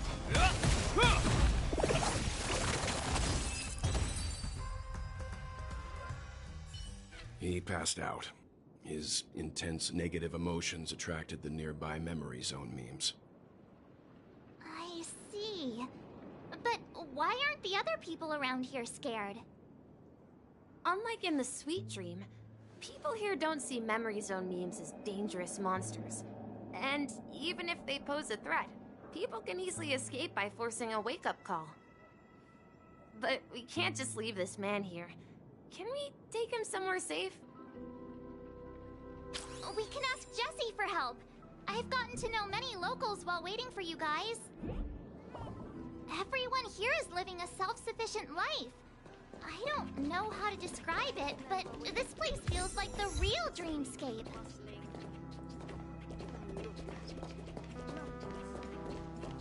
No! At this rate, the family will be done for! Done for! I knew you couldn't hold your liquor. Tried to warn you, too.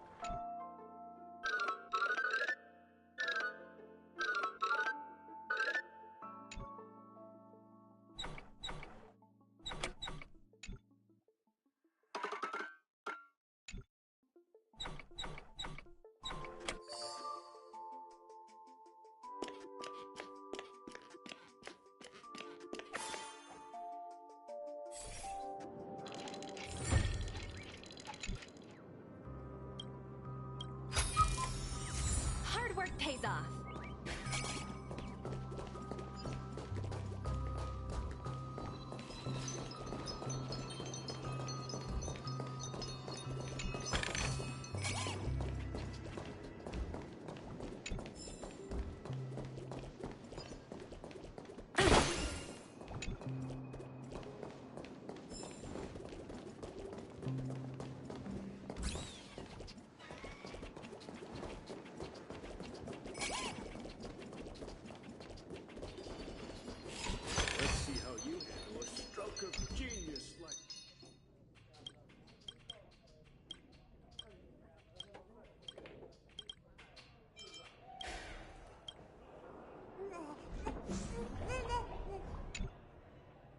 Jessie.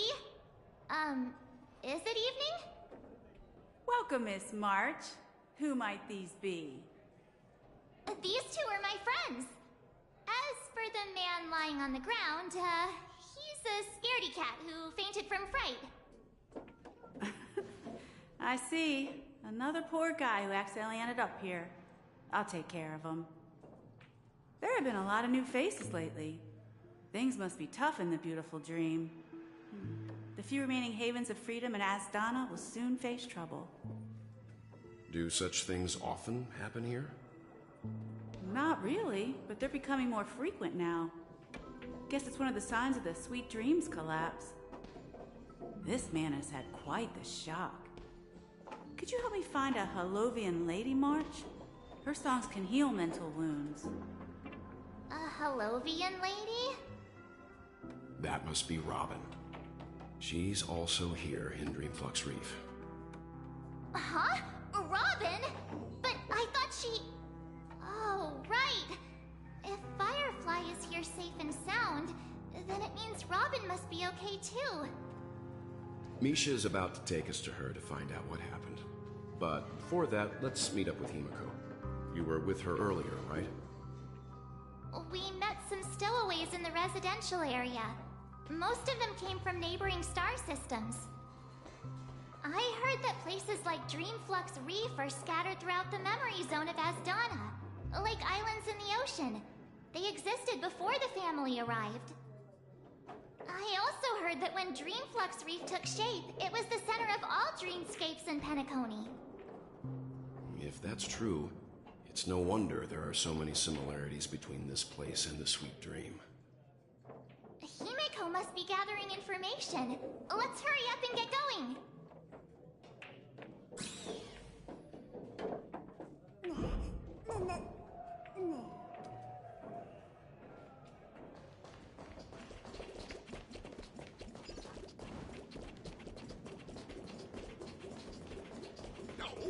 At this rate, the family will be done for. This is where we split up. She can't be too far away.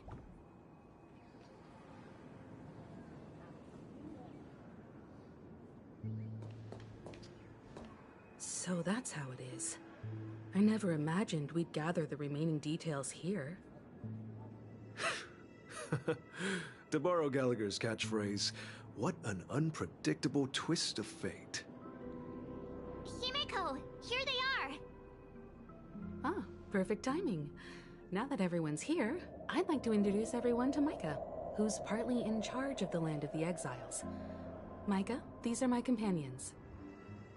It's a pleasure to meet the Nameless. You know us? I've been keeping an eye on you since the day you arrived in Penacony. We would have met under more appropriate circumstances if Dreamflux Reef hadn't been isolated from the 12 dreamscapes. Please, allow me to formally introduce myself. I'm Micah, the Gravekeeper of Dreamflux Reef. Gravekeeper? Life in Dreamflux Reef is pretty liberating. Everyone here mostly keeps to themselves, without meddling in others' affairs. My daily task involves cleaning a few tombstones. You're too modest, Micah. When lost dream chasers stumble upon this place, you're the one who takes care of them, guiding them back to the Sweet Dream, or showing them how to survive the wild dream chaos. So, guardian of sorts. Were you talking to me, Mr. Yang?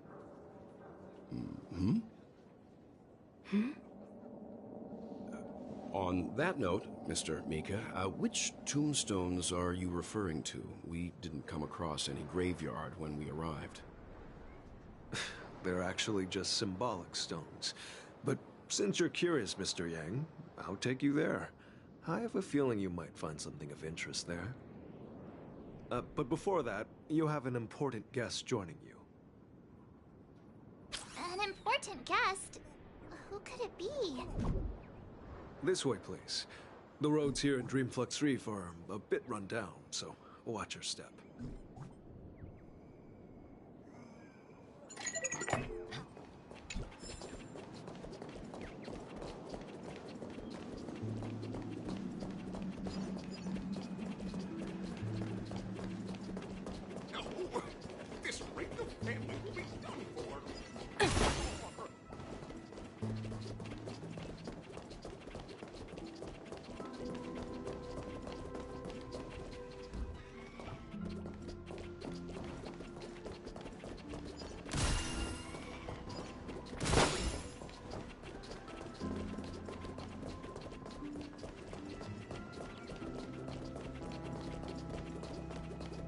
There she is.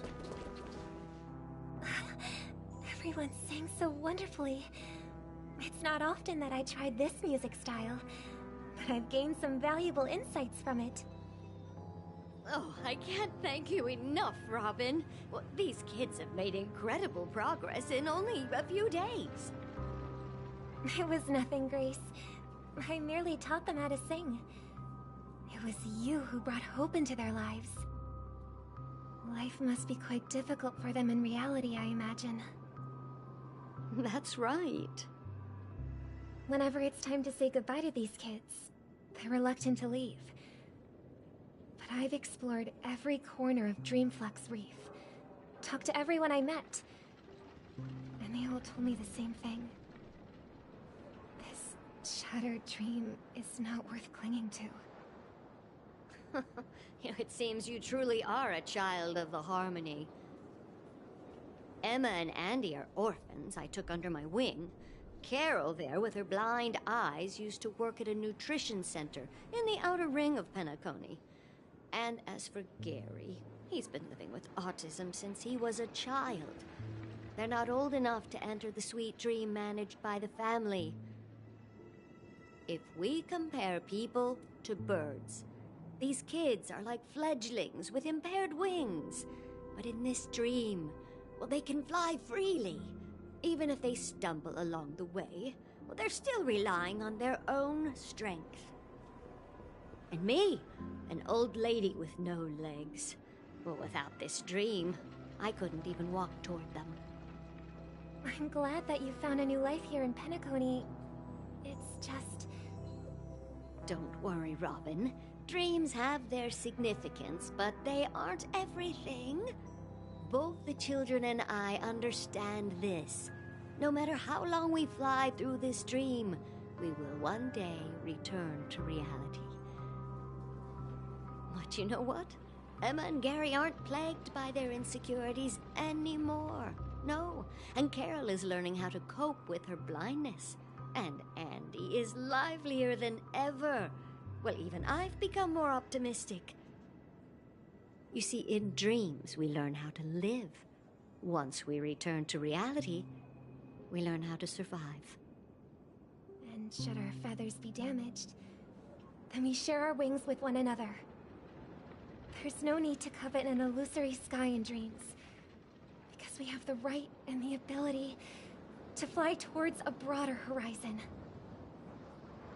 It's a relief to see you safe and sound, Miss Robin. It's nice to see you all again, Astral Express crew. I heard my disappearance caused quite the commotion out there. I'm really sorry about that. Since you're here, can we assume that you're fully aware of the situation in Penacony?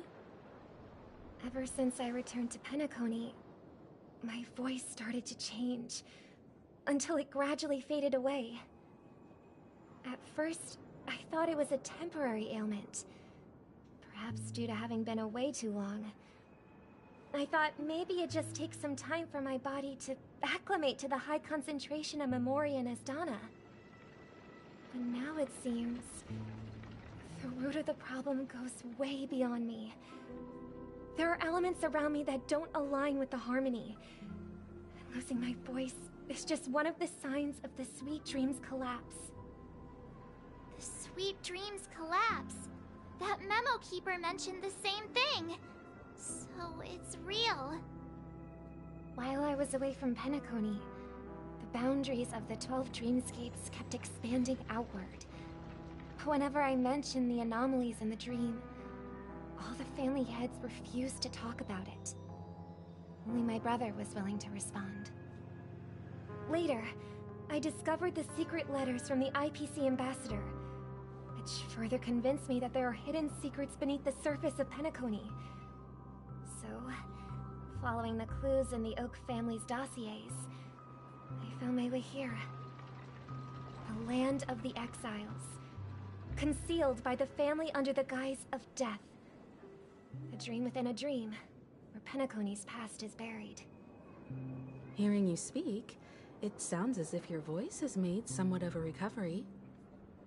I hate to admit it, But the harmony in this place resonates more broadly than within the Sweet Dream. It's regrettable, but the family has experienced betrayal. The traitor, or traitors, abandoned their original principles and, using the name of harmony, exploited people's weaknesses to turn Penacony into the planet of festivities, trapping everyone in the illusion of the Sweet Dream. This is not the strong defending the weak, but rather the strong exploiting the weak. A world without equality won't ever be favored by the harmony. And naturally, those voices blessed by them have lost the ability to sing. Could there be another force influencing the family's shift in philosophy, Miss Robin? Considering what happened with Acheron, it's difficult to conceive of another entity within the realm of the harmony capable of influencing everyone. Unless a power surpassing that of an emanator is involved. I'd heard about what happened to the Xianzhou Alliance, but as far as I'm aware, the family hasn't faced any such external interventions. Who knows? Perhaps I've just been away too long and missed something. Regardless, I cannot accept my home is moving towards the very opposite of what the harmony represents, while still claiming to uphold it. I must uncover the reason why Mikhail cut ties with the family, and who exactly it was who betrayed us all. Do you remember our arrangement, Mr. Micah? Well, here's my answer.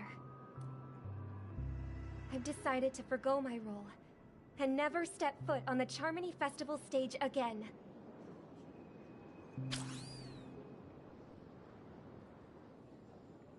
Look here, brother. A little bird. Looks like a fledgling Charmony dove. But Charmony doves don't live here. So how did this little bird get here? Maybe its parents abandoned it? It looks weak and frail. Why don't we find something soft and make a nest for it? This place is too dangerous for a fledgling. Let's take it with us. We can put it on the wooden shelf in front of your window. Okay. A bird like that must have a beautiful singing voice. But where will it live? I'll ask the family head to build a cage for it. A cage? But then it won't have the freedom to fly, right? Let's see. What is it that has captured the attention of the two best interpreters of the Great One, to the point that they've forgotten how to enjoy their dessert? Oh, poor little thing. Doesn't look like it's doing well. Do you want to rescue it? I do. But I don't want to lock it up in a cage. Why? Even if it's small and not fully feathered, and can't sing, it didn't come into this world just to be locked up in a cage. Birds belong to the sky. That's quite the romantic idea. And what about you, a young scholar? Do you agree with your sister? I think she's right. But if we leave it out in the wild, it won't survive for more than a few days at best. Ah, I see. It seems our little scholar is still a bit unsure. Well, let me tell you youngsters a story. As you probably know, Charmony doves can fly through the air. When they fly really high, the friction caused by the flapping of their feathers against the atmosphere creates amazing lights, so that they look like shooting stars. We've seen this spectacle so many times that we think it's just something they can naturally do. But that's not the truth. Their radiant display is the result of countless struggles against nature over generations. Their ancestors were too weak to survive on the ground. So, to escape predators, they started seeking new opportunities in the air. After countless attempts by many generations, one of them finally figured out how to fly. It soared into the sky and never looked back at the ground again. So, you mean birds aren't born to fly, but they find a way to do it through their determination, right? Well, that's an idealistic way of putting it. So, what are your thoughts, Sunday? I think people believe birds are meant to fly because they've never seen those birds crashing to their death. That's an interesting perspective. So, have you decided what to do with the bird now? For now, I'll keep it in a cage until it can take care of itself because I want it to live, no matter what. Well said, kids. It seems each of you has found your own answer. Your insights are truly remarkable. And I hope they come true in their own way. We will take good care of it, won't we, brother? Yeah, but Mr. Gopherwood, there's one thing I don't quite understand. And what might that be, my son? What if this little Charmony dove never learns to fly in the end? I mean, if there are fledglings in this world that can never fly throughout their lives,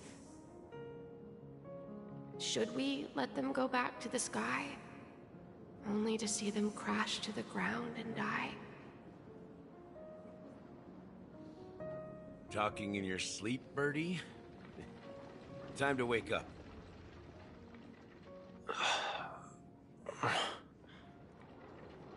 You look a little unsteady. Need a hand? I'm still alive? Yeah. Happy about that. Where is Robin? Tell me. Now.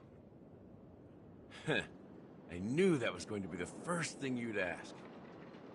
Don't worry, your sister is here, safe and sound. She's probably walking around the streets now. If I were you, I'd be more worried about myself. After all, right in front of you is the guy who just stabbed you in the chest with a dagger. If you wanted to kill me, you wouldn't give me the chance to speak. Just tell me your demands, lackey of the Watchmaker. So, you figured out who I am, huh? No wonder you had the guts to go against the Dream Master and the Four Families. Looks like I made the right choice. Choice? You are aware of my plan and see through my fictionology. Time is running out, so let's drop the charades. I'm suggesting we cooperate. Cooperate? What makes you think I'd cooperate with you? The fact that the famous Robin has chosen my side. Plus, some clues about a traitor and a bright future for Penacony. Any of that catch your interest? I find it hard to believe a man who's full of deception. Fine. You don't have to trust me. What you should trust is the sense of justice inside of you. Show me Robin first. All right, as you wish. Here she is. Huh? What's your trick this time? Just kidding. I mean, this lady will lead us to Robin, right? And the crew, too. There are too many people who you owe an explanation. That'd be great. Please follow me, Honorable Oak family head. Now, all the actors are on the stage.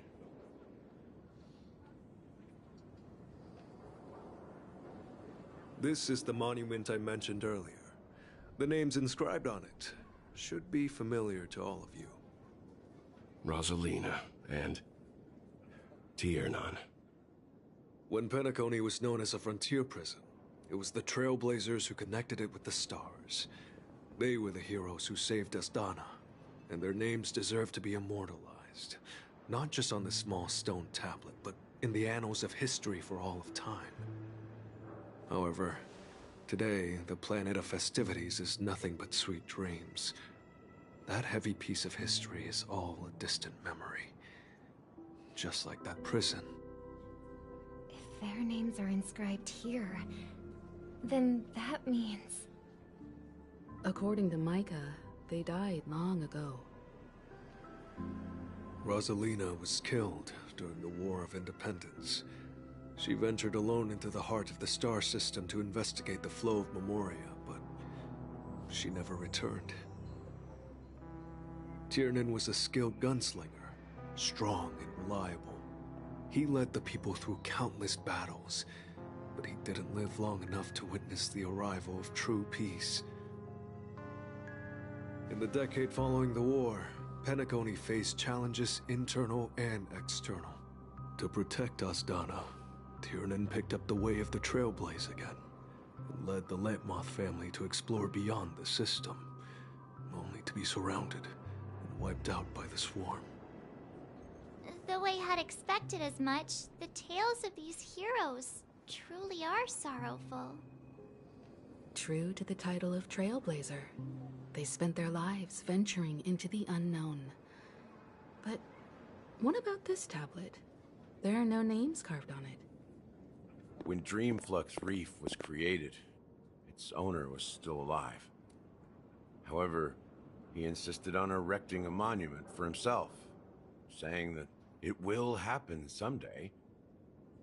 Here we meet again. Everyone from the Astral Express. Robin.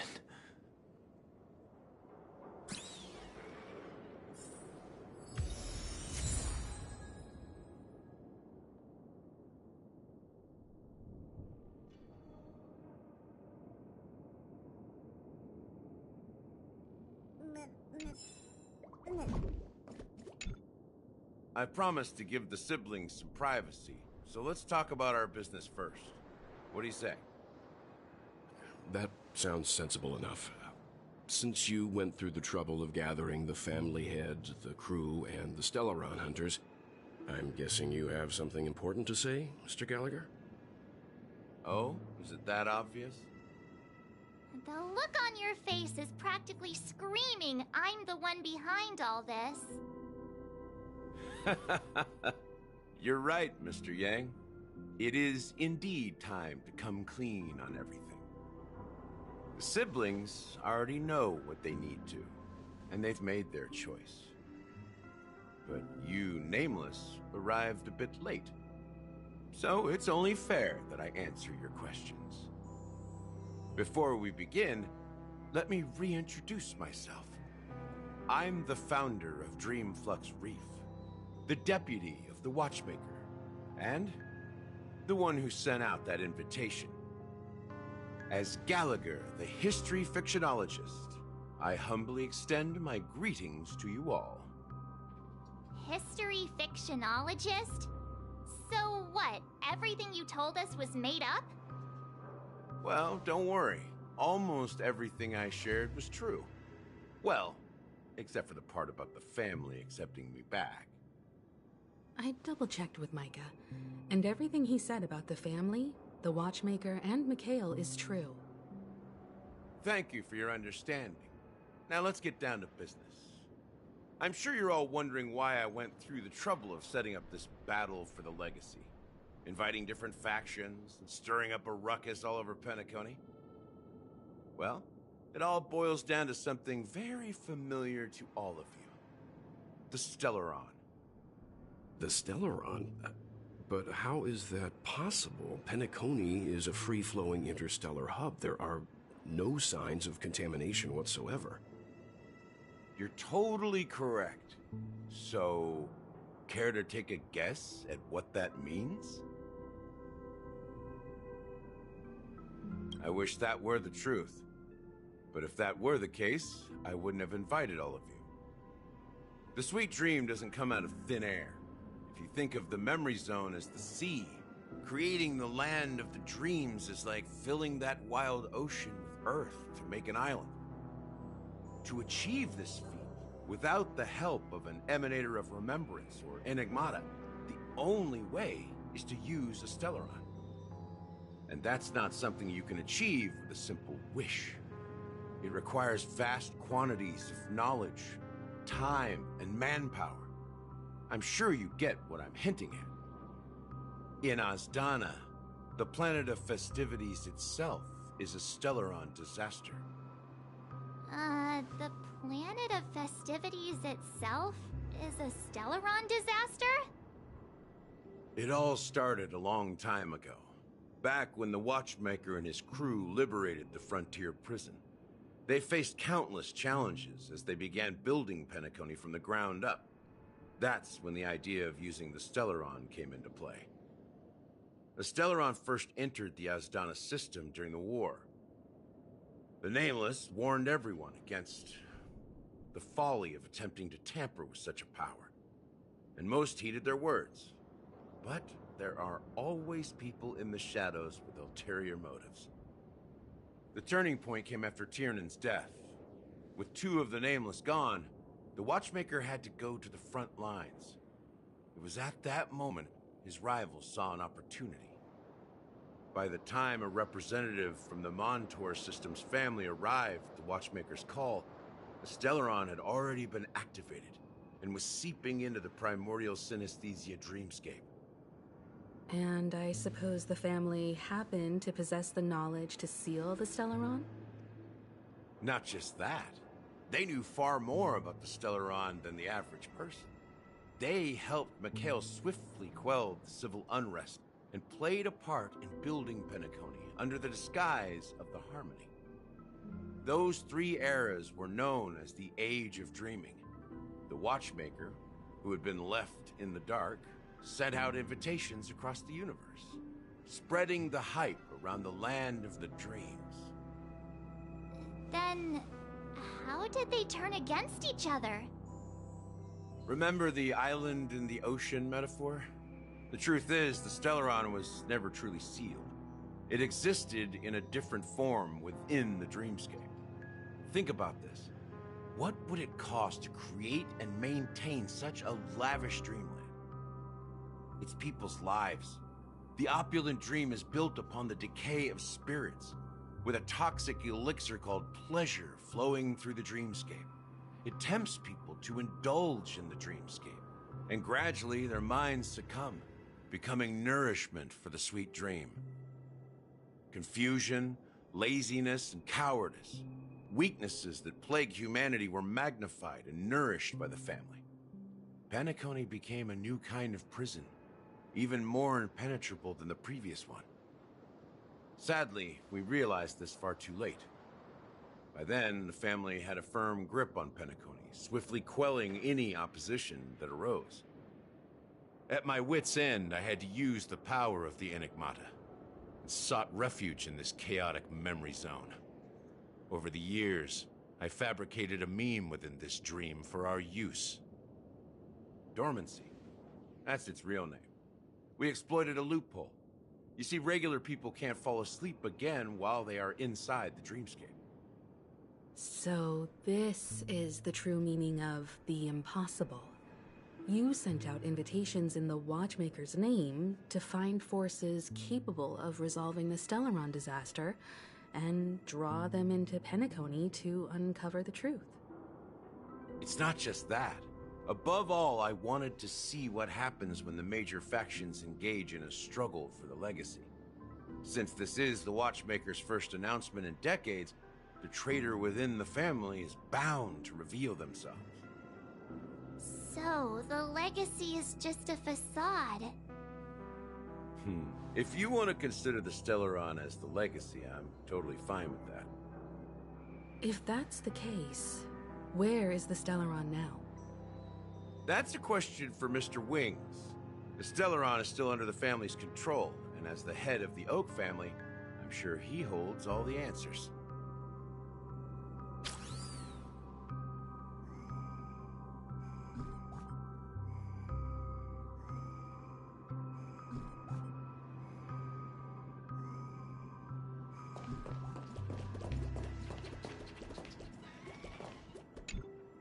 Are you done talking? So, will you tell us where the Stellaron is? It is the Penacony Grand Theater itself. As I suspected, it's the embodiment of the family. The edifice that first materialized within the Sweet Dream. That's what turned Penacony into its current state. As for the person who employed its power, it is in fact Mr. Gopherwood, the current Dream Master. Well, that was easier than I thought. Did you conduct your own investigation already? Correct. When I was trying to track down the person who murdered my sister, apart from you, Gopherwood was my second suspect. Confronting me first turned out to be a smart move on your part. I didn't have other options. The Dream Master has been elusive, and even the heads of the families can hardly get an audience with him. Moreover, Mr. Gopherwood has been kind to my sister and me. And I didn't want it all to end like this. What do you mean by that? To be honest, my brother and I are also victims of the cancer of all worlds. We grew up as orphans, and were adopted by the family when they came to help. Mr. Gopherwood recognized our potential and brought us to Penacony. But I can't just stand by and watch Mr. Gopherwood become an enemy of the Harmony. I won't use my voice to support an evil cause. I won't step on that stage and sing, no matter who the traitor is, or what orders they give me. I won't let the Charmony Festival become an event that destroys Harmony itself, or the paradise in our dreams. Indeed. For the paradise in our dreams. As the head of the Oak family, I'm responsible for ensuring Penacony's promising future. Robin and I will head into the Sweet Dream and confront the Dream Master. And if it turns out that the family has truly strayed from the Harmony, I'll fight alongside you. We'll put the Charmony Festival on hold and make sure Mr. Gopherwood pays for his blood debt. The enemies you are about to face aren't like this old dog here, who can barely even bark. Since our interests are aligned, why don't we team up? Maybe, just maybe, we'll have a shot at success. We have always been following in the footsteps of our nameless predecessors, and there's no reason to stop now. Yeah, we Nameless won't back down from a challenge. Isn't that right, Mr. Trailblazer?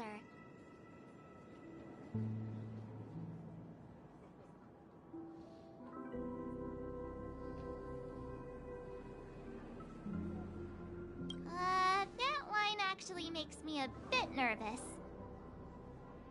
Rest assured, sitting on the sidelines isn't in our nature. Mr. Sunday, Miss Robin, I'm willing to accompany you on behalf of the Astral Express. Having a third party present should help with negotiations, and could make all the difference if things get ugly. Thank you, Mr. Yang. Thank you all very much. The Charmony Festival is about to start, and time is against us. We must hasten. Everyone, let's gather over here. We still need to make some preparations.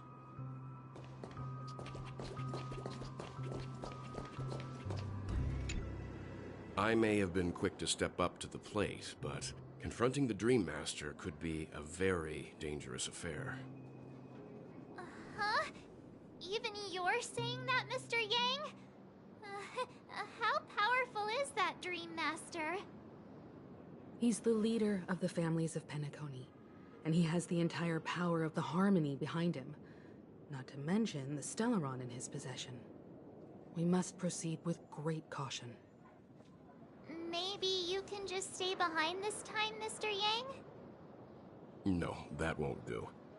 Even if we count Robin as an ally, something felt off about Mr. Sunday just now.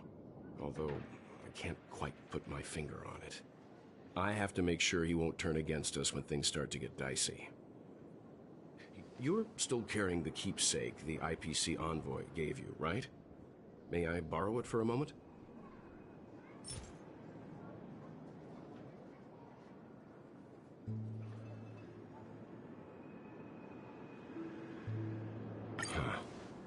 I knew it. As I suspected, this chip Aventurine gave to you is actually a miniature transmitter. If I'm right, he intends to use it to track your location or contact you when needed. As it so happens, this may actually be of some use in the current situation. Aventurine? Is he still alive? And what does he have to do with our mission to confront the Dream Master? Remember what I said earlier? Working with the IPC is a way to keep the family in check. If negotiations go south and the family show their true colors by going after the Stellaron, I'll use this transmitter to send a message to the IPC. It'll be just the opportunity the IPC ambassador was hoping for. The only question mark in all of this is Aventurine's current status. But the IPC is always listening, especially senior strategic investment department heads like him. Getting the message across shouldn't be a problem. Good luck to you, Welt.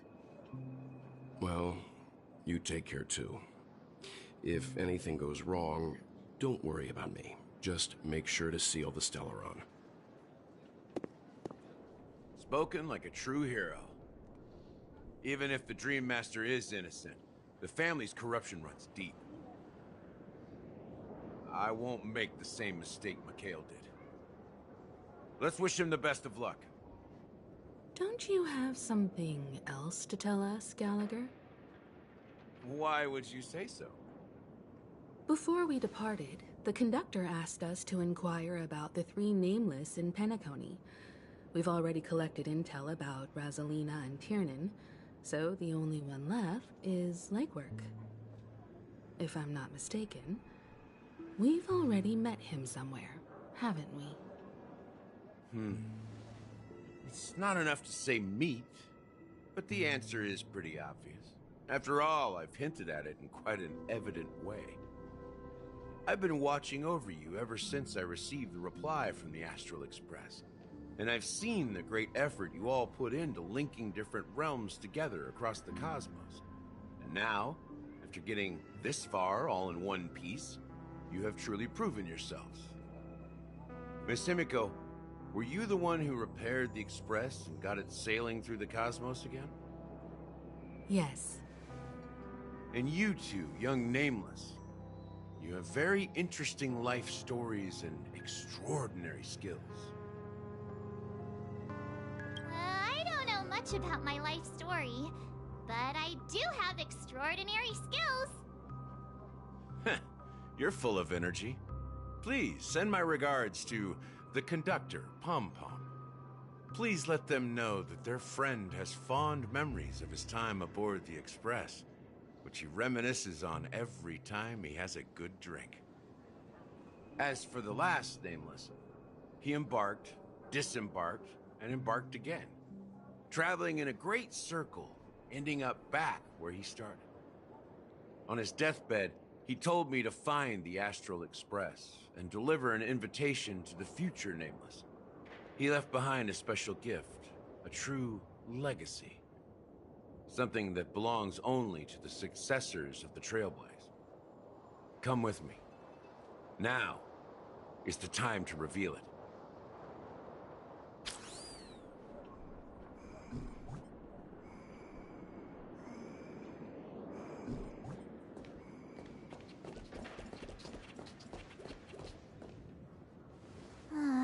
Back here again.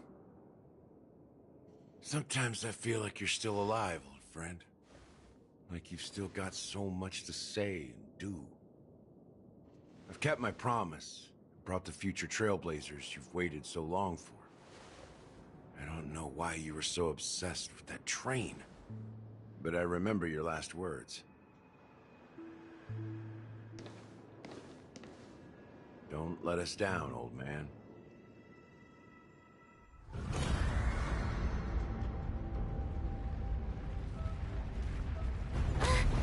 What's happening?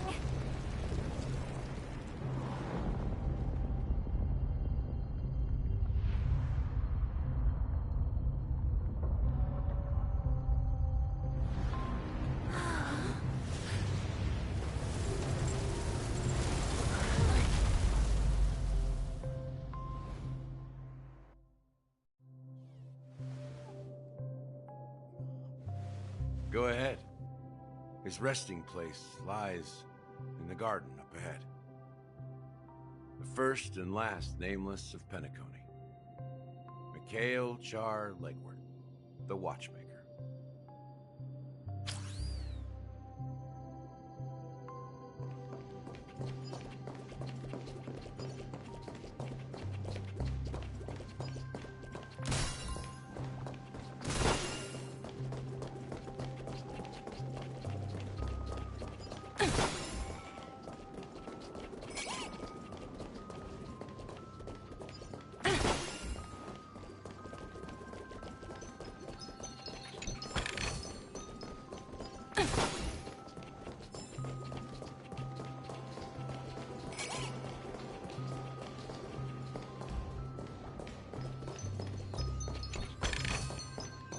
Ooh, free stuff.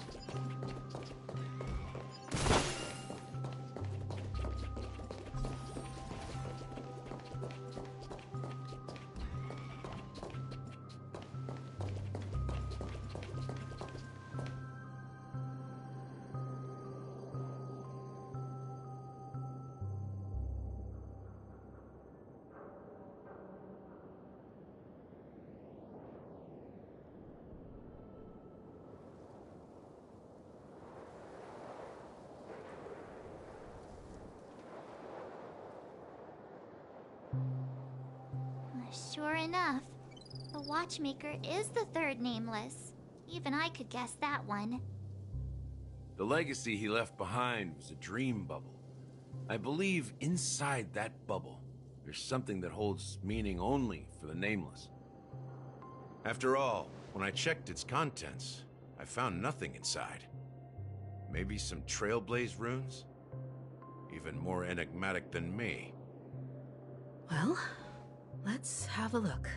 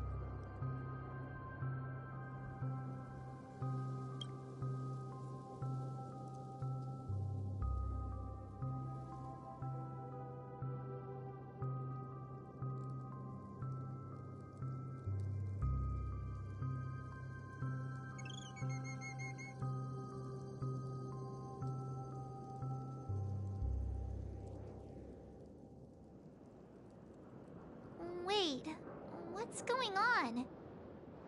Seriously? There's nothing inside this dream bubble? How could a dream bubble be empty? Just as I suspected. That old man always had this strange belief in the Nameless and the Trailblazer, and I never understood where he got that confidence from. Especially since he never managed to get in touch with the Express while he was alive. I could never figure out what was going on in that old man's head. But this empty dream bubble is so typical of him. He was always full of weird fantasies and incomprehensible romanticism. That mischievous old man. Well, I didn't expect him to leave anything concrete behind anyway. Don't think that's the case, Gallagher. I'm sure Mikhail has left us the most precious thing of all. Don't start getting all philosophical on me, all right? Just as Mikhail believes in the Nameless of the future, we unconditionally believe in the Nameless of the past. How could they leave with regrets for the future when they were ready to dedicate their lives to the land they loved? There must be something contained in this dream bubble. It's just we haven't figured it out yet. You also have faith in the Watchmaker, don't you, Gallagher? Well, I'm a follower of the Enigmata. My philosophy forbids me to have faith in anything. That's why I understand what faith means in the path of Trailblaze. And I also want to know what he left behind. I'll leave it to you guys then. Can I borrow your pet? I need to make a trip back to Golden Hour and check something at the Dreamscape sales store. It's for Mikhail, and for the future of Penacony.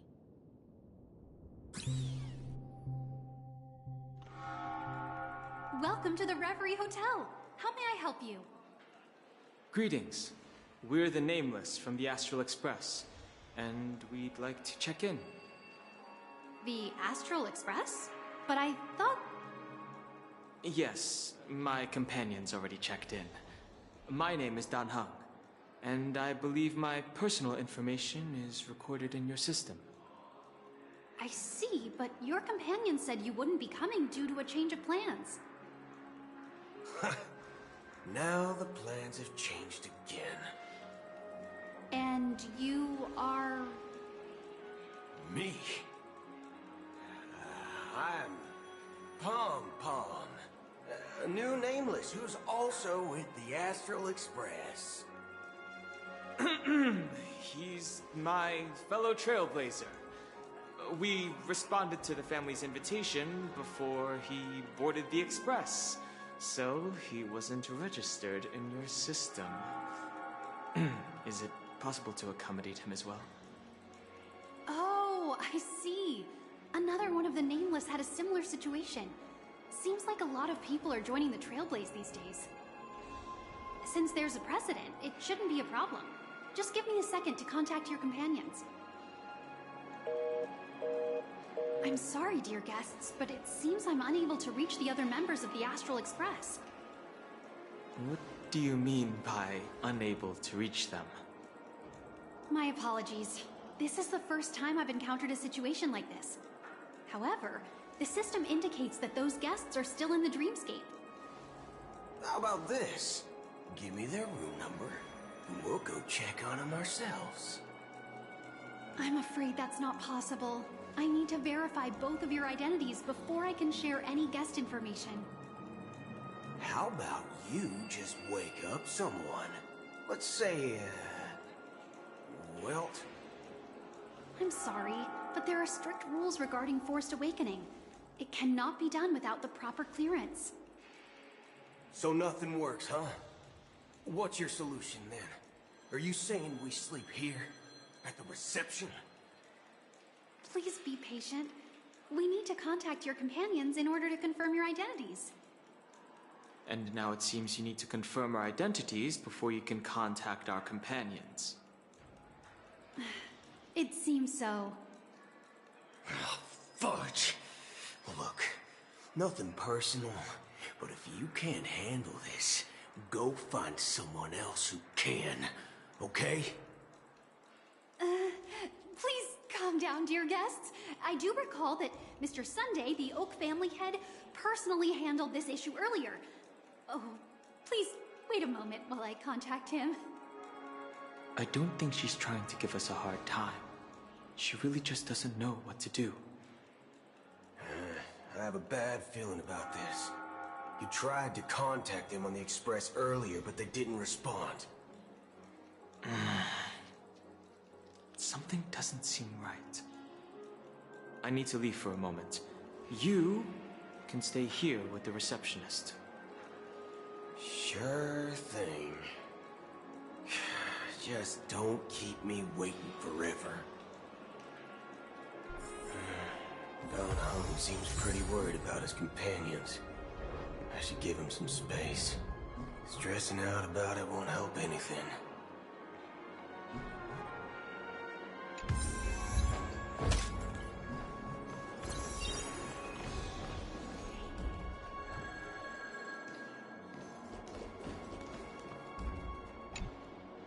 The Charmony Festival is about to start! I'm so excited! Hey! You guys here for the Charmony Festival too? Well, I didn't come all the way here specially for the festival. Honestly, I don't really even know what it's about. But I heard it's a lot of fun! Well, back in my homeworld, Anaria, we have festivals like that all the time. My dad threw me a birthday party one time that was just as extravagant as the Charmony Festival. Oh, come on! The Charmony Festival is a once-in-an-amber era event. How can a birthday party compare? Well, you never know, right? Maybe on her world, birthdays only happen once in Amber Era. Anyway, let's forget about that. Have you heard about the, unsettling things happening in the dreamscape? Unsettling things? What could possibly go wrong? It better not ruin the Charmony Festival! I've been looking forward to it! Relax. With a big event like this, there's bound to be lots of gossip and rumors. Don't worry. If anything does happen, the family will be on top of it. Oh, that's a relief. I didn't come all this way to see the festival go down the drain. Well, looks like I won't get any fudging clues out of these two. They're clueless.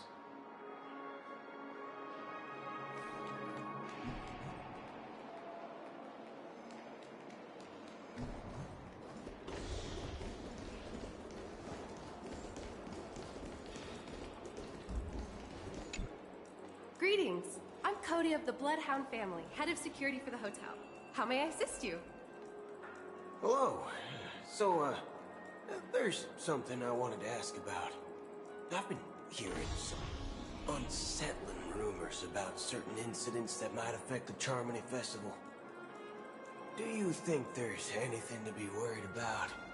I've traveled all the way from the Hayaii Federation, and I don't want my trip to be ruined.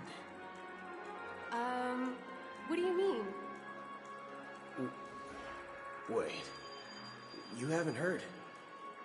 I'm not sure where you heard those rumors, but they're completely baseless. I can assure you, as a representative of the Bloodhound family, that everything is going smoothly for the Charmony Festival. At present, all of the families are focused on making sure the festival starts on time. Even the Dream Master himself has arrived. So don't worry, your trip won't be in vain. That's a relief to hear. She doesn't appear to be acting. So, it seems that even the hotel staff are out of the loop. Back already? Hasn't she returned yet? Nope. I'm starting to wonder if sending her to contact Sunday was a good idea. Neither the staff nor the guests seem to know anything about what's happening in the dreamscape, and wherever we go, all we see is people enjoying themselves. Definitely not a good sign. I agree. Another unusual thing is that the Oak family is supposed to be in charge of organizing the council and managing everything inside and outside the dreamscape. However, I walked around the hotel but didn't meet a single member of the Oak family on such an important day. Well, I'll be forked. If I remember correctly, the head of the Oak family is that Sunday guy, right? We shouldn't linger here too long.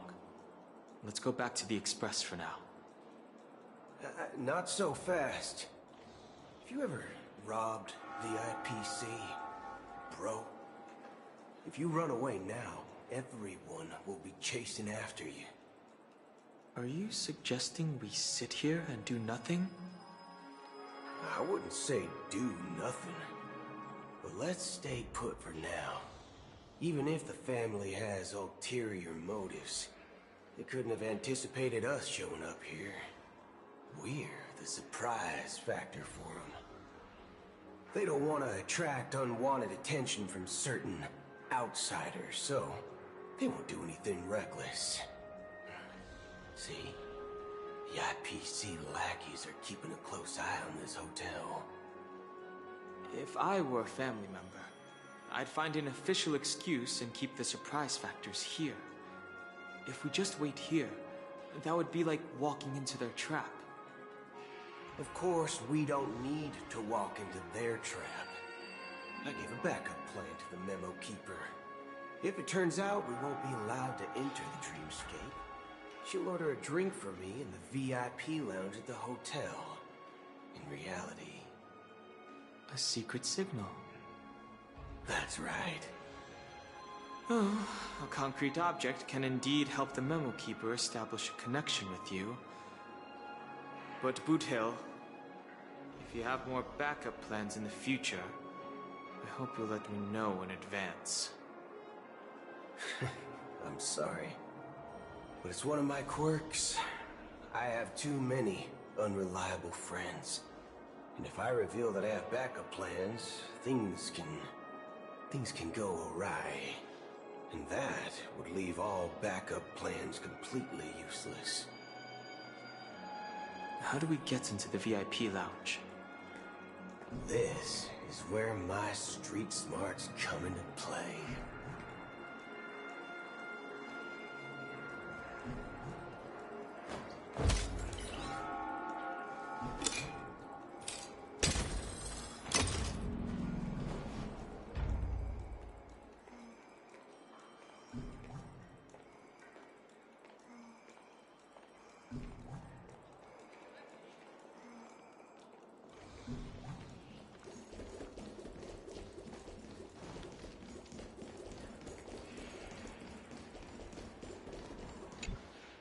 You're the lobby manager, right?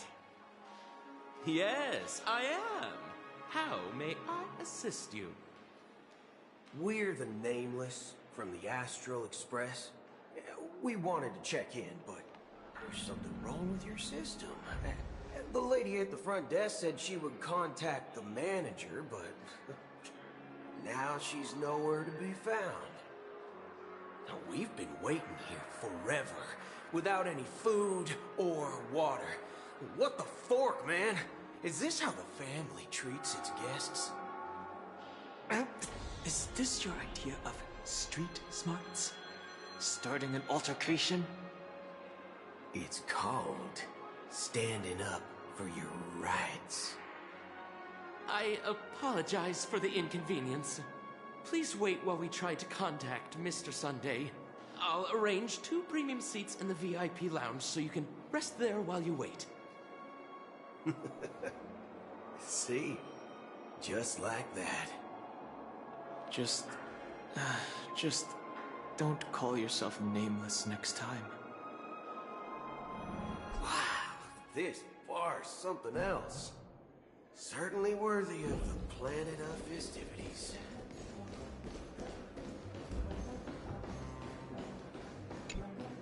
Good evening, gentlemen. Hey, I have an order for a bottle of Hasdana's White Oak. Can you help us find it? Hasdana's White Oak? I think there might be a misunderstanding. We don't serve that here. Oh, no way. Are you sure you're not mistaken? If someone had reserved such a beverage, I would definitely remember it. It sells for hundreds of thousands of credits per bottle, after all. I couldn't afford to cover for such an item if it were broken or lost. That's strange. Well, could it be that the memo keeper couldn't afford it? Then what should we do now? No need to rush. Well, let's grab some drinks first. Maybe I arrived too early and he hasn't come yet. Now, let's see what kind of juice malts you all have here. Well, give me a glass of Hingham Valley, 40 years. I'll have it neat. No ice. Wow, that's the most expensive one on the list. You have a taste for the finer things. It's on the house, anyway. What can I get for you? Anything you recommend is fine. Then I would recommend today's special, Glass Village. It's classic Soul Glad mixed with Laboon juice. It's refreshing and suits your cool demeanor. Just 1 minute. This flavor. Dynamite barbecue with rocket fuel. Ooh, really hits the spot. Truly the finest sherry cask-aged malt juice in the cosmos. Dynamite barbecue with rocket fuel. Is that really something that humans enjoy? Hey, this guy doesn't know anything at all. As long as you're satisfied, dear guests, please enjoy. Let's give the memo keeper another half-system hour. If she doesn't show up, we'll need to come up with a new plan. In the meantime, let's take stock of the situation. What do you think? The situation is unclear. Something must have happened on the planet of festivities, but the public is unaware of it. Someone in a position of power within the family must be covering it up. It's unusual for the followers of the Harmony to invite other factions, let alone the IPC and the Masked Fools. If what you said about the Emanator of the Nihility is true, the situation in Penacony is a little complicated, to say the least. Actually, there's something else I'm concerned about. Regarding Acheron. As you know, the faction that follows the path of the hunt are some of the most dangerous folks in the cosmos to mess with. Who in the right mind would impersonate the Xianzhou Alliance or the Galaxy Rangers? It's like asking for a death wish. Isn't there a saying among the Xianzhou people that the Rainbow Sect lets their Lux Arrow do all the beating? Talking. Do all the talking. Well, you know what I mean. Even though the Galaxy Rangers have been out of sight for years, we've been keeping an eye on this region. Even the dumbest criminals know better than to mess with the Annihilation Gang, much less the Rangers. But that Acheron lady, she doesn't seem like a lunatic at all.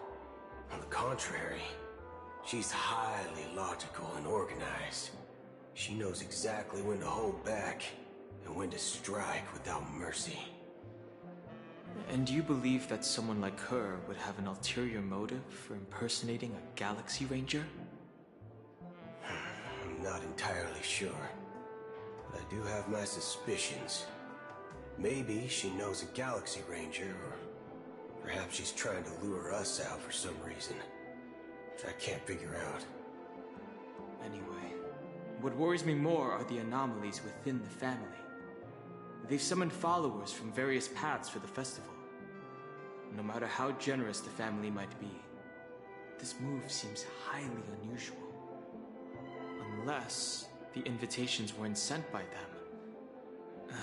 If that's the case, it's even more intriguing that the family insists on organizing the Charmony Festival, despite the chaos.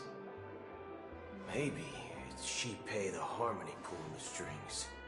We find it beyond human understanding because it wasn't arranged by humans at all. People do stupid things out of irrational impulses. They abandon their principles when self-interest is involved. They believe in things they know they shouldn't, and fudge, they even break their own rules. But Eons don't. They stick to their determined path and never turn back, even if they reach a dead end. You think Shipei's will is behind all this? It may not necessarily be Shipei, but there's definitely some higher entity involved. I know it may sound pessimistic, but if human free will were reliable, why would we even need Galaxy Rangers? It's much simpler when you boil it down to the eons and paths. Like how Lon always follows the path of the hunt, or how the Express stays true to the Trailblaze despite Akavilli's disappearance. But in my opinion, Akavilli's fall holds significance for the Nameless. Oh, so you're saying the Nameless now have to take responsibility for their own choices because their absolutely right leader is gone? Exactly. I believe the purpose of the journey isn't just about following a path that's always considered absolutely right. It's more about doing your best to choose the right path for yourself among countless possibilities, even with limited insight and judgment. I don't know what you've been through, but I agree that people must take responsibility for their choices, because no one else can do it for them. That's why the Galaxy Rangers need to uncover the imposter and figure out her true intentions. Just in case. I have a backup plan if the Memo Keeper doesn't show up. This is my final backup plan. I promise. You sure have a lot of cards up your sleeve. Well, going back to my old career would make things a lot easier. By the way, when you were walking around the hotel, did you happen to see any important-looking guests? What's your plan? It's simple. We just grab some hostages and use them as bargaining chips with the family. Or maybe we can even take their identities. No need for that. We'll return to the Express now. Wait.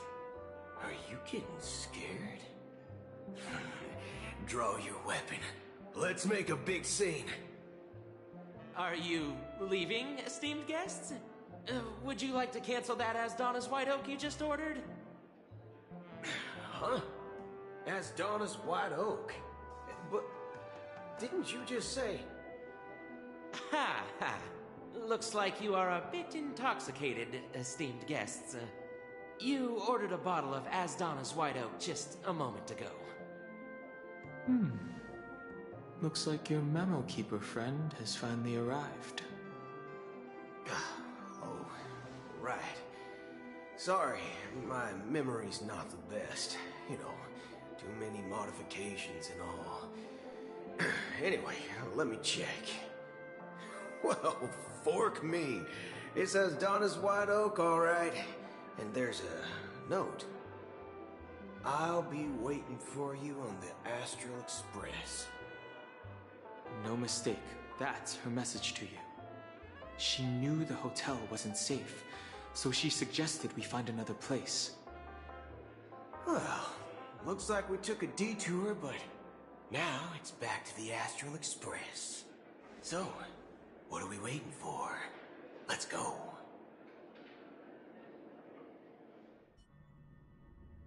You're back? 2 guests just boarded saying they were looking for Boot Hill, so I told them to wait in the parlor car. Oh, just in time. 2 guests? She's one of them. Look, we welcome all passengers on the Astral Express, but sneaking in like that? You have no regard for etiquette. My apologies, conductor. It was an oversight on my part. I assumed you were already acquainted with the garden.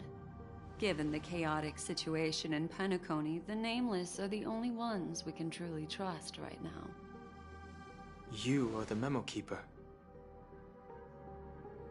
Pleased to meet you, Dan Heng. I've seen you in others' memories. And as for Boot Hill, this is our first face-to-face meeting. I hope you enjoyed that bottle of Astana's White Oak. You sure have a refined taste. Finally, Memo Keeper. Well, let's cut to the chase. Spill everything you know. That's precisely what I intend to do. But before that, please allow me to introduce myself. My name is Black Swan, and I serve the Garden of Recollection as a memo keeper. As for Acheron's story, I'm sure she knows it better than I do. Greetings. I'm Acheron. What? You Garden of Recollection shirtbag! You betrayed me! I apologize, but she did that at my request. Due to certain reasons, I have been exiled by the family. Thankfully, this memo keeper came to my aid and helped me escape their surveillance unnoticed. To be honest, it was more like stalking than helping. And the process was far from unnoticed. But we did escape. I asked her to guide me to a place beyond the family's reach and to contact a few trustworthy individuals. Namely, all of you. Trustworthy? Son of a nice lady. You think I'm dumb or something? How about this? I'll put a few bullet holes in your head and see what secrets spill out. Then, we can talk about trust. It doesn't have to be like that. I'm willing to answer all your questions, but not right now. If my cover hadn't been blown, we might have had more time, but at the moment, we don't have any other options. No other options? What do you mean? This is the only way I can ensure everyone's safety. I kindly request an immediate warp jump out of the Astana star system.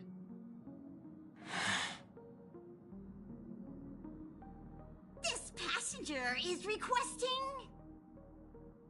As far as I can tell, she's not a threat, and seems to be telling the truth. I've briefly traveled with your companions and know their whereabouts, Dan Heng. Please rest assured, your nameless companions are safe, but they need our help. As for Boot Hill, you may have guessed. I've been waiting for you. Galaxy Rangers are known for their elusive nature and limited contact with each other. So this was the only way I could reach out to you. Only by doing this can I find a true Galaxy Ranger and fulfill a long-standing promise. To return his relics to their rightful owner. Someone once told me that every rainfall is like a gift from the heavens, a sign of their mercy upon the world. Raindrops are said to be the tears of the gods, shed in response to the sorrows of the world. Their constant pouring is a reminder that the gods haven't abandoned us yet. So,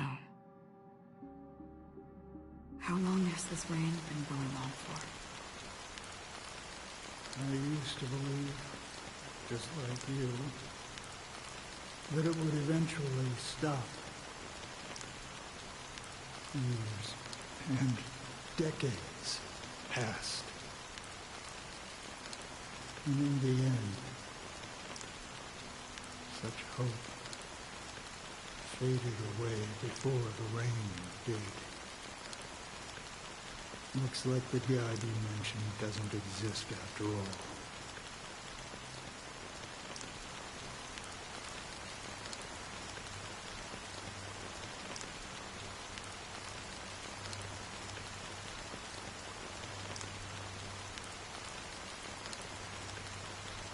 Well, let me share a story with you. Mortals who walk the paths are like sailors on a vast ocean, leaving behind a trail that creates countless ripples of possibilities. These ripples last longer than the fleeting lifetimes of humans. And for some, their presence leaves such a strong mark that it's reflected in the waves. Like those shadows on the ocean. Sin-thirsters, the obsessions of the Pathstriders, they emerge from the depths of Ix, seeing themselves as masters of their own destiny, unknowingly repeated the actions of their past lives. They emerge from the nihility and head toward it, leading purposeless lives. However, these hollow phantoms, they were once my dear companions, a group of Galaxy Rangers. Are you watching over them? Watching over them? No. I'm guiding them toward transcendence. It was a brutal war. A crusade that shook the universe. The universe witnessed the fall of Zulo, the Lord Ravager, but it came at a price.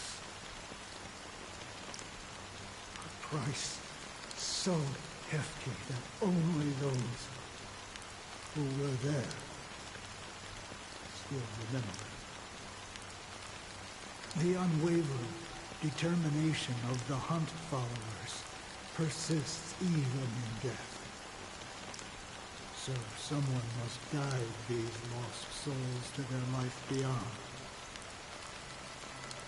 They were heroes in their time, and they shouldn't be reduced to mere puppets of nihility. As for me, I've suffered too many losses on that battlefield to advance any further. And that makes me the most fitting person to carry out this task. But you know, these sin-thirsters, they're not who they used to be. Does this seem pointless to you? Well, some tasks have to be done, even if they are pointless.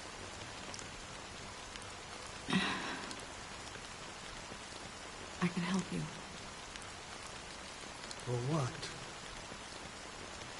For the meaning of the nihility. That's what I've been seeking. I see. After all, this realm is off limits to ordinary souls, right? Thank you, stranger. I wish that you find what you seek. Before we part ways, I have one more question. It is true that their actions and even their entire lives may seem pointless from our perspective. But if, and it's just an if this is what the departed ones expected, should we try to change it? A good question. And a profound one. I don't know the answer. What I do know is that one day I too will pass away. I hope that when that day comes, someone will stand at my grave and place a bouquet of flowers.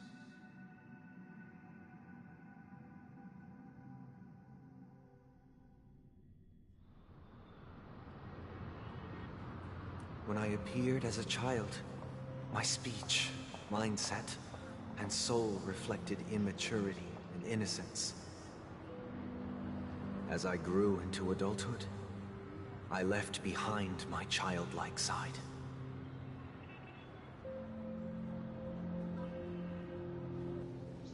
I humbly request your blessings, esteemed advocate of Shipe. Come to me, my kinship. I have sought their presence with us. As you wish. I have faithfully served the Alfalfa family for nearly a decade, promoting the path of the harmony to the best of my ability. However, I made a mistake yesterday. While I was preparing dinner for the family head, I accidentally dropped a prepared dish on the floor. Out of laziness, I lied and claimed that everything was ready. Although the head has dismissed me as punishment, it has been tough to sleep with the guilt still gnawing at me, as I worried that the seeds of evilness may have taken root in my soul. So, I confess to you now, to seek atonement for my sins. Do you sincerely repent and vow to change your ways? Yes. Have you examined your soul and confessed all your sins? Oh, yes. Are you willing to accept the process of atonement? Yes. Very well. Show your dedication and goodwill to the family, and you shall be reinstated among them. Now, please, leave in peace. Oh, praise Shipe. And thank you, esteemed advocate. Next, please step forward. I wholeheartedly confess to you. Please, pardon my sins. Rest assured, I have implored their presence to be with us. As long as you are sincere, absolution will be granted. Oh, great. You know, I arrived in Penacony as a stowaway. I sold everything to get a ticket. My house, my land, and my 2 children. I see. Please, go on. My children were starving, and I hoped they'd have a chance at survival if they became slaves here. If I can strike it rich here, I'll lift them out of that situation and give them the life they deserve. But the Bloodhound family got wind of it. They're on my tail, hunting me down. I thought I could bring my kids here. It was all my fault. All my fault. The family is ready to forgive all sinners. I'll ask the Bloodhound family to cease their pursuit. You don't need to live in fear anymore. Oh, thank you. Thank you. I'll work my hardest to redeem my children and make them part of the family. Praise the harmony! Next, please step forward. Hey! Long time no see, Mr. Sunday. The most esteemed individual in Penacony, and the next leader of the Oak family, right? I have sought their presence with us. Let us proceed. Sure. Let's just get this over with. I have sinned. Please forgive me. I wasted half a pizza at breakfast, and a bottle of Soul Glad. That's it. Nothing more. When we wrap this up, I've got a robo-ball game to catch, you know? Do you seek to atone for your sins through good deeds? My sins? Starting to sound like a saint, huh? Well, let me tell you something. Neither the family nor you have the right to judge me. You think nobody knows what your precious family has done? About the watchmaker? Huh? Don't kid yourself, Featherbrain. Those dream chasers might be fooled by your act, but don't fool yourself. Before you start spouting off your holy verses, answer me this. Where does the power of the Oak family come from? And your power? What makes you think you can sit there, all high and mighty, looking down on everyone else? Well, I've spent enough time in confession today to enter the Harmony's paradise, right? Then I'll take my leave. Good luck with your election, and, don't make me regret my investments in you.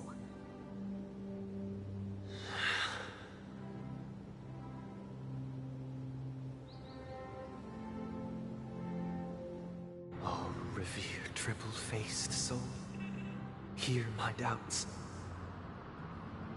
Who can judge the strong when their power hides their crimes? Who can vouch for the weak when they will pay any price to survive? Who can comfort the purest souls when even they get led astray? If the strong defending the weak is truly the foundation of paradise, then who is responsible for the suffering and anguish in this wretched world?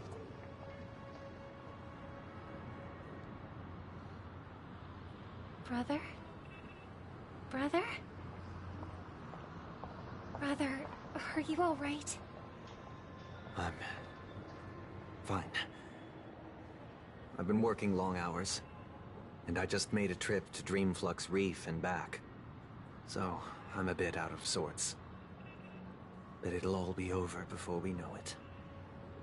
You've been working non-stop on the Charmony Festival, Mr. Sunday, and no one could have predicted this incident. Even if the Stellaron does pose a grave threat, I still feel sorry for all the trouble we've caused you. No need to worry about troubling anyone. The Charmony Festival was meant to spread joy and harmony across the cosmos. But now that we know the truth, I'm afraid we'll have to cancel it. It has always been our wish to make everyone happy, so... we'll do our best to explain everything to the Dream Master. I'm sure he'll understand. Even if the negotiation does not go smoothly, I'll refuse to go on stage. Without the Chord Master, the Harmonious Choir would not arrive, and the Charmony Festival would be just a grand performance, and nothing more. I'm relieved to see your determination.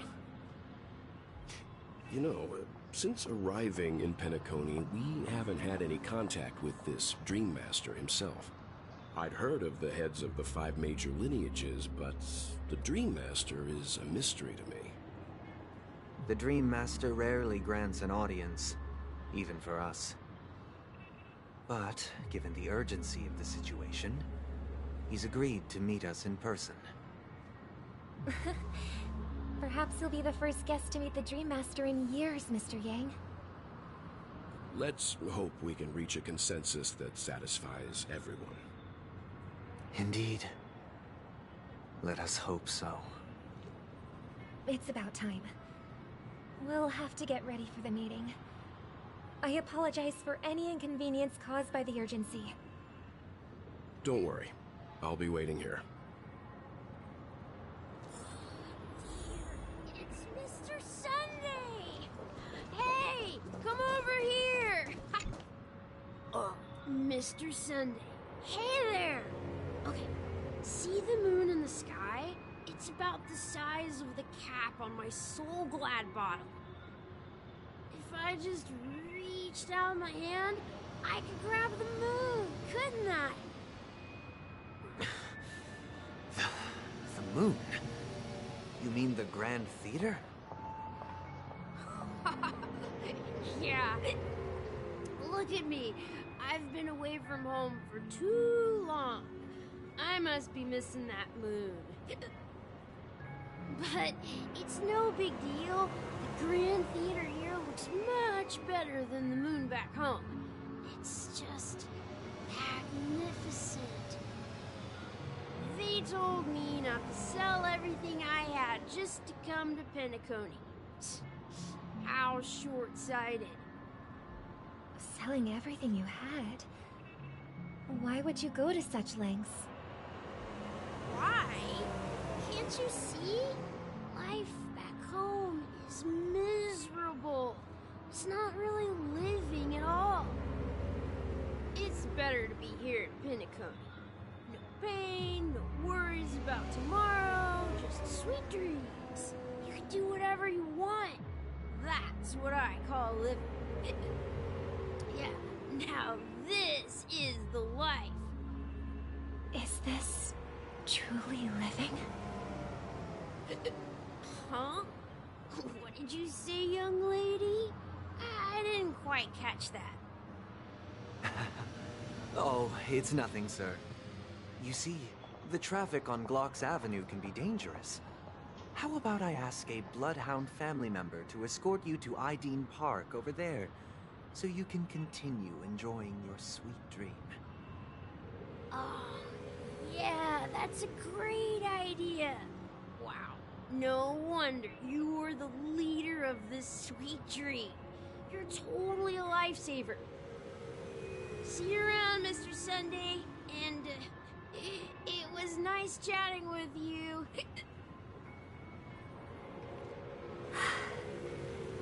What's up, sister? This is the land of the dreams. But why do they live like this? The man we ran into, he doesn't seem happy at all. Even though sweet dreams are nice, they're just illusions. But for him, they're the only way to survive, even if it means giving up on reality. That's not really living at all. I suppose you have a point. But, in my opinion, that's how most people live their lives. Why do you say that? You think that man is not actually living, but that's not quite accurate. Even without Penacony, people create their own illusions called self-value. People believe they have a predetermined value to fulfill. Gaining value means gaining power, and those deemed worthless are seen as the weak. However, value doesn't come out of thin air, and there's a limit to it. To accumulate value, people have to take from others. So, the weak get exploited and oppressed. Are you suggesting that this is not how things should be? Exactly. But, ironically, people don't think there's anything wrong with it, because they uphold the illusory notion of self-value. and even the weak believe in it. The survival of the fittest. That's where all the tragedies in the world come from. People come to the sweet dream in Penacony to escape from that reality and find solace. No tragedies exist here, only happiness. Although in its nascent form. Isn't that the same paradise we yearn for in our dreams? Perhaps that man is just an exception. Let's not jump to conclusions. We should experience the dreamscape ourselves. Just as I did at Dreamflux Reef. Yes. Seeing is believing. I'll accompany you. The Dream Master hasn't shown up yet, so we have some time for a stroll.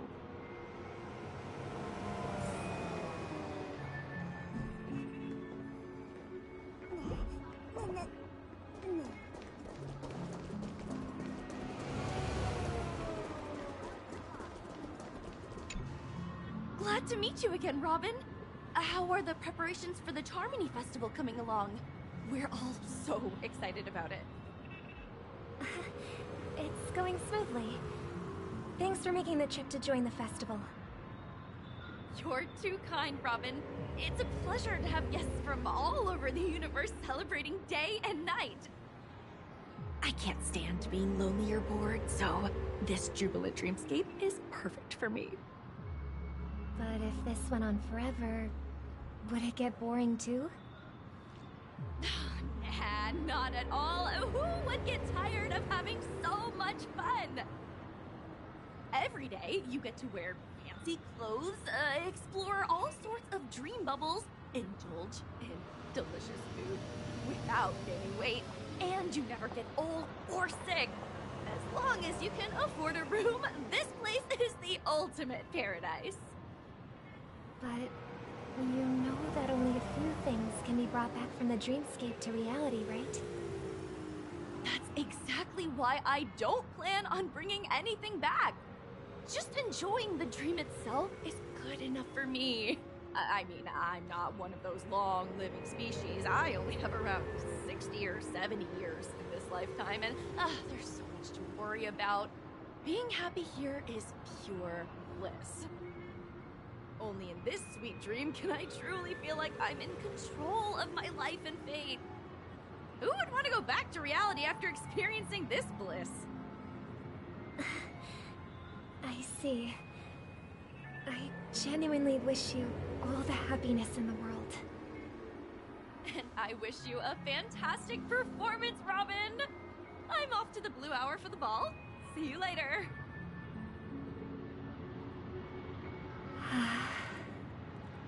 Seems like that guest's perspective didn't resonate with you either. She had a valid point, and I could sense her genuine happiness. It's just that... What you're trying to say is, she thinks she's in control of her life, but in reality, she's just escaping from reality and seeking solace in this sweet dream. Once she steps out of this sanctuary, everything will be lost.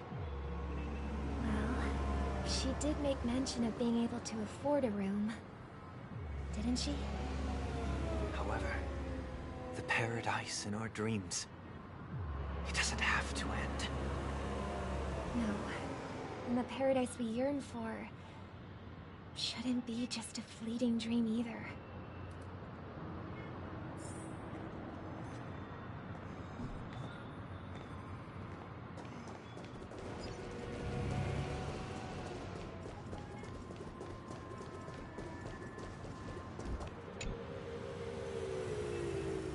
The scenery in this dreamscape is truly breathtaking, isn't it? Oh, Robin. Can't believe I'm meeting you in person here. What an honor. You're right. Even though time stands still in this dreamscape, it always feels fresh. I find something new every time. A philosophical mind. I hope I'm not intruding. Oh, not at all. No. With little time left, I yearn for meaningful conversations, especially with someone as esteemed as you. Do you mind if we chat? It's my pleasure. No need to be formal. Just speak your mind. You said, with little time left. Please, forgive me for being blunt. But is that why you came to Penacony? Yeah. I was part of a war, and while escaping from the Sarkosian mothership, I got exposed to some radioactive materials. And then, all my comrades died, and my hometown was wiped out by neutron bombardments. I couldn't bear to live with everything I knew gone. That's when I heard about a possible solution here, so I came. How heart-wrenching. I hope the family has been able to help you. They have, and I'm truly grateful for that. They provided me with a comfortable room, the most advanced life support devices in the cosmos, and a stellar team of caregivers. My physical body is now in the dream pool, sustained by life support. The me you see here is whole, rational, and no different from any other person. But I can't say the same for the me in the hotel room. My true appearance? No. I hope you never have to witness it, Robin. So, you'll be living forever in this dreamscape, right? Just being able to live at all is good enough for me. Whether it's in this dreamscape or not, well, I don't really have much say in the matter.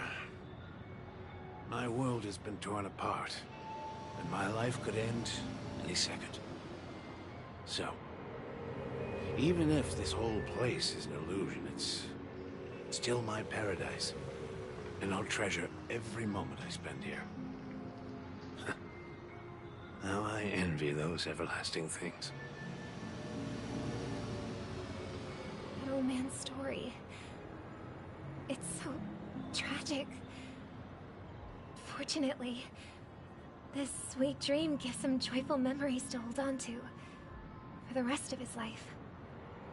That's precisely why this sweet dream in Penacony exists. However, even this sweet dream has its limitations. While it provides solace to the disillusioned, it can't completely eliminate pain in reality. There will be a way out. Penacony is already on the right track.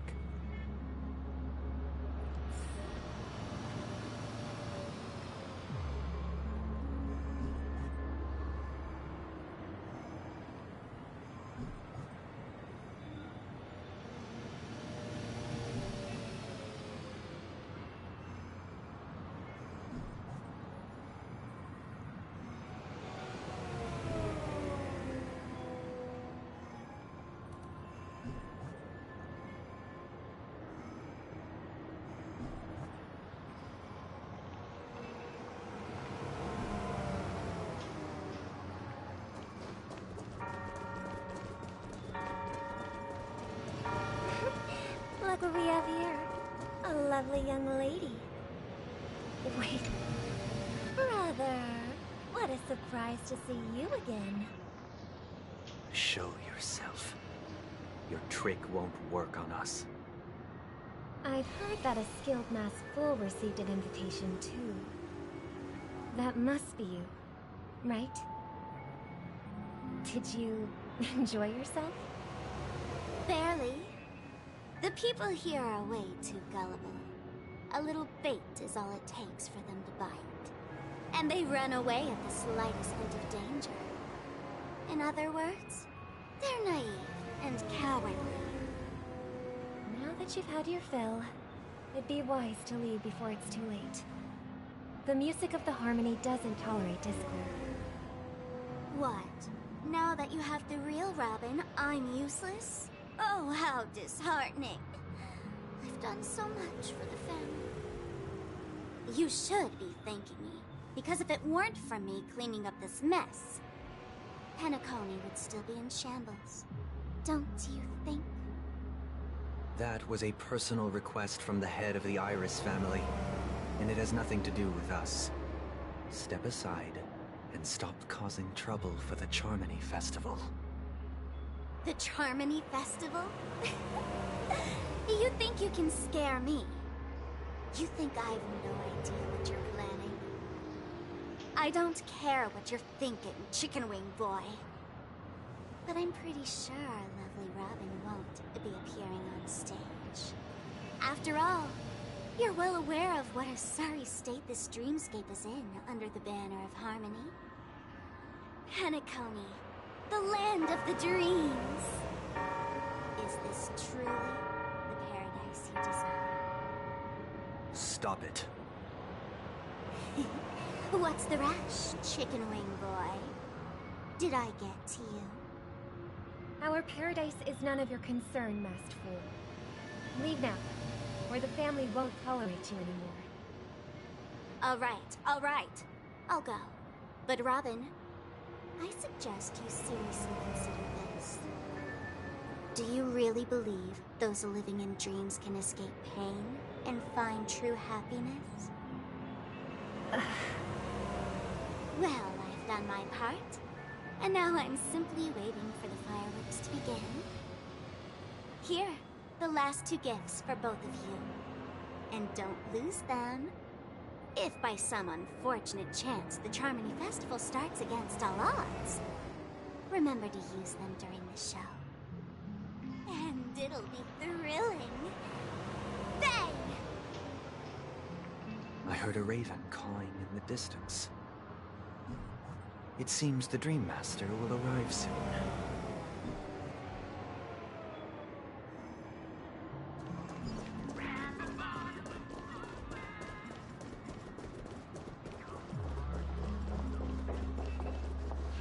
Let's wait here for the Dream Master to arrive.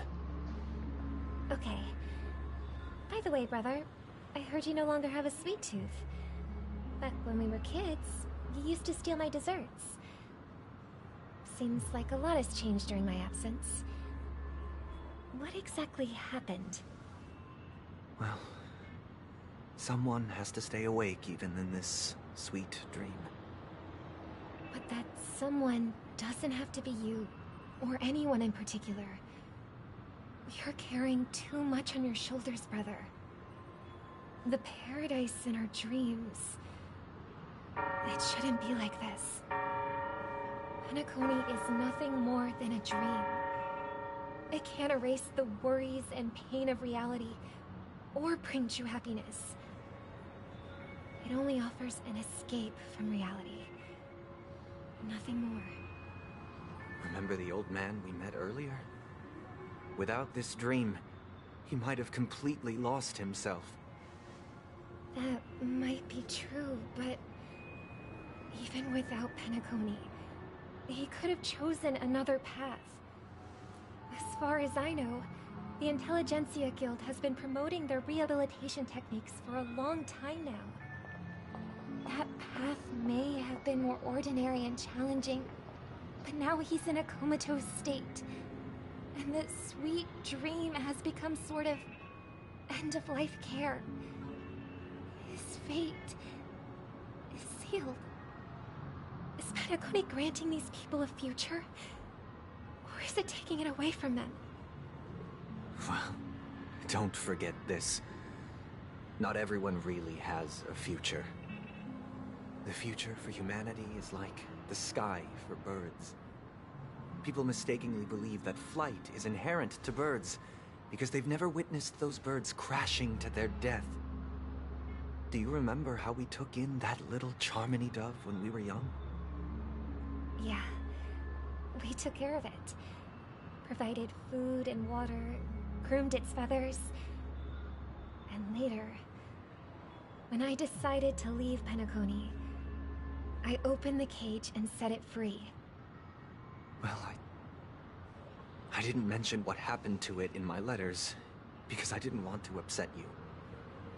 shortly after you left. It crashed to its death right in front of your window. I had surmised as much. I knew you wouldn't have avoided mentioning the bird for no reason. Despite that unfortunate outcome, I still believe it was the right decision. Birds aren't meant to spend their lives in cages. They belong in the sky, even if they can't fly. But here's the thing. If there are birds in this world that can never fly, can we really assert that they belong in the sky? Are you implying that the same goes for humans too? Let's take the Astral Express as an example. The Nameless made tremendous efforts to bridge worlds, gaining fame across the universe. However, only a few extraordinary individuals can endure such a perilous journey. That's because the pursuit of the Trailblaze exceeds the capabilities of ordinary humans. Otherwise, why would this path be filled with broken rails, an abandoned express, and even a fallen Eon? That's just sophistry. If that were true, then only the powerful would have the right to determine the future. Unfortunately, that's exactly what happens. Another name for the future is self-value. While this world has its fair share of heroes who inspire people and garner admiration for their heroic deeds, the majority of ordinary people will never become heroes in their lifetime. Some are born weak and vulnerable. Some find themselves trapped in unfortunate circumstances. Some fall victim to malice and cowardice. When it comes to survival, everyone is equal. And the weak can only watch as their value gets constantly diminished by external forces. That's why we should care for the weak and support them as if their suffering were our own. That's what the Odes of Harmony have always taught us. While the Harmony holds noble aspirations, the strong will always be strong, and the weak will always be weak. Even in this carefree dream. Human nature contains greatness, but it also harbors inherent weaknesses that can't be eradicated. In the end, if people can't even secure their own survival, they won't care about the illusory future of equality. As long as the law of survival of the fittest prevails, there will always be fledglings crashing to their death. But if people don't live for the future, do they merely exist for survival? If even you, my brother, don't believe that the Harmony will save the weak, then which Eon can make our dreams come true?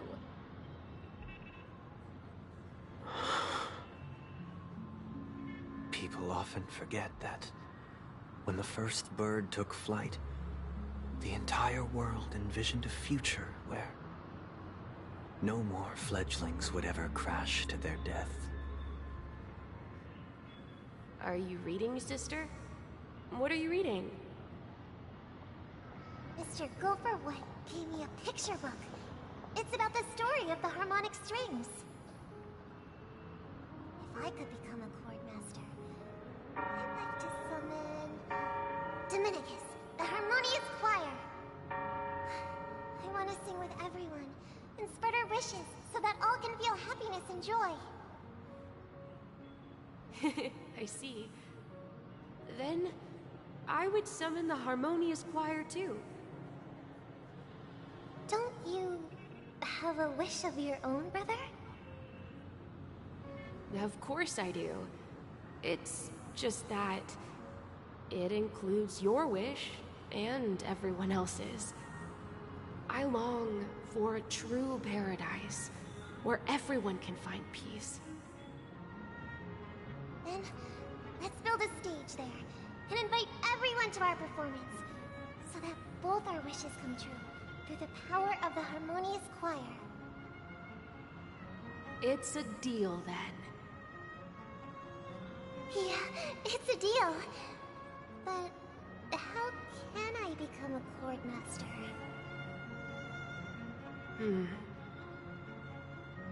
Maybe you'll have to become a star first.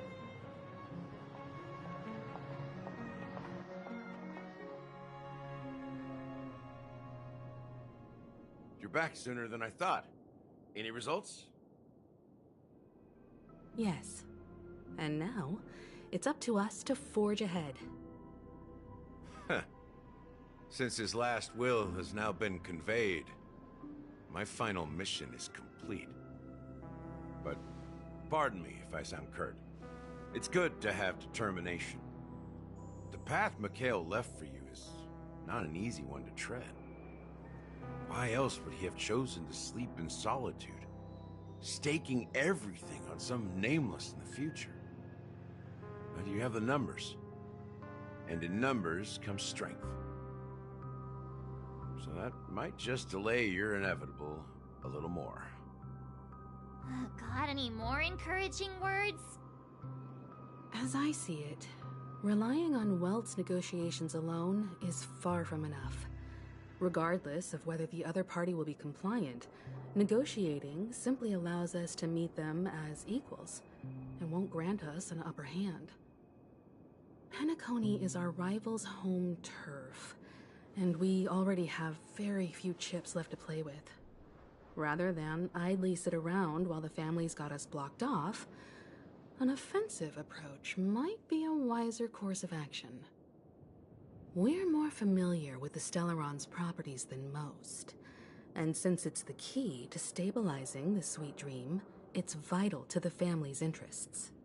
By attacking their core interests, they're bound to retaliate hastily. And as the saying goes, haste makes waste. That's right. As long as we pose a threat to the Stellaron, either with words or otherwise, we have a chance at gaining the upper hand. But the problem is, on the eve of the Charmony Festival opening, how exactly are we going to get close to the theater? Family security will be airtight, and if we brute force it, even if we succeed, it's too risky. So, no one's gonna say anything? Then I'll raise my hand. I know the answer to this question. What's that supposed to mean? You'd better believe it. So, I heard that before the Charmony Festival begins, there'll be a pageant to kick off the festival. It's called the Soul Glad TM Festivity Auditions, or something, and it's going to be held in the moment of Scorch Sand. As long as we clinch the top spot, we'll be able to attain the title of Festive Superstar, and be able to personally bask in the graces of Miss Robin. Not that that's important. What's crucial is that we can enter the Grand Theater before the audience arrives. So, how do we go about participating in these festivity auditions? I've already procured special invite tickets from Miss Robin's fan club. To tell you the truth, I had been preparing to join the auditions all along, but now it looks like even if I scrape through, I probably still won't have the chance to shake Miss Robin's hand. So they're still running this thing, huh? It was originally just a publicity stunt, set up by Mikhail to drum up attention. But it looks like it might be worth a shot. We'll follow Marge's plan. Mr. Gallagher, will you be joining us? I'm afraid I won't have the time. As the virtual character, I've already completed my final mission. Whether Penacony can awaken from this dream is all down to you. Should we ever cross paths again? I'd love for you to visit the Express. All right. I'll have to add to that data bank of yours you've got on the Express. And Miss Firefly, We thank you for all your support. We're faced with a formidable enemy. As long as the Astral Express and Stellaron Hunter's objectives are aligned, we're willing to cooperate with you. We've already come this far together. I'd like to join you for the rest of your journey on Penacony. I'm pleased that we can finally fight shoulder to shoulder. I couldn't ask for a better ending. This is also the spirit of the Trailblaze. Now, everyone, let's prepare to move out.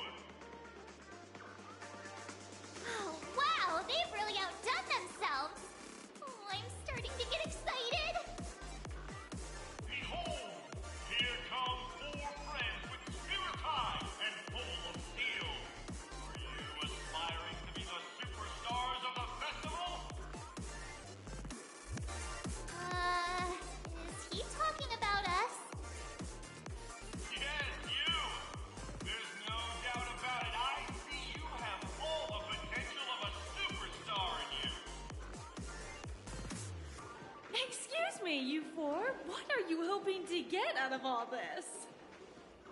As the last group of contestants, how confident are you in overcoming all of the challenges? Would you be open to a brief exclusive interview with us? It'll be quick. Your journey is long and fraught with peril, yet under a sky blanketed by banners, you vie for the crown. The sword and rose! Protect the beauty! The beauty! Magnificent and majestic! A knight's head is hard as steel. Brotherland's focus is stubborn as a heel. We don't all have to be winners, but if we don't have fun, we'd all be sinners. People are pouring in. Kinda feels like all sorts of baddies are showing up. Let's get in there quickly and enter the competition. Ladies and gentlemen, please make way. Make way. Coming towards us now is one of Penacony's top 10 wealthiest tycoons, and the soul-glad business empire's founder, Mr. Dean. Allow me to introduce myself. I'm the director of Soulglad's factory, Dean Leader. My four friends, introduce yourselves to the audience across the cosmos. Hello, everybody. I'm Himiko, a nameless from the Astral Express, and these are my companions. Don't you guys need to hide your identities? I can't hide it anyways. Penacony is plastered with our posters. And because the Astral Express is so well known, the family won't dare to make any rash moves.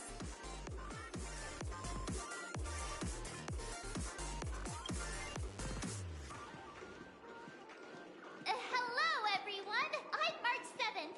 I'm an ordinary girl who loves adventures. Hello, everyone. I'm Firefly. I am also an ordinary girl who enjoys adventures. So it's a bunch of nameless guests. This final face-off is bound to be spectacular. Time is precious. My four friends, come with me. Grab a bottle of Soul Glad and make your dreams a blast.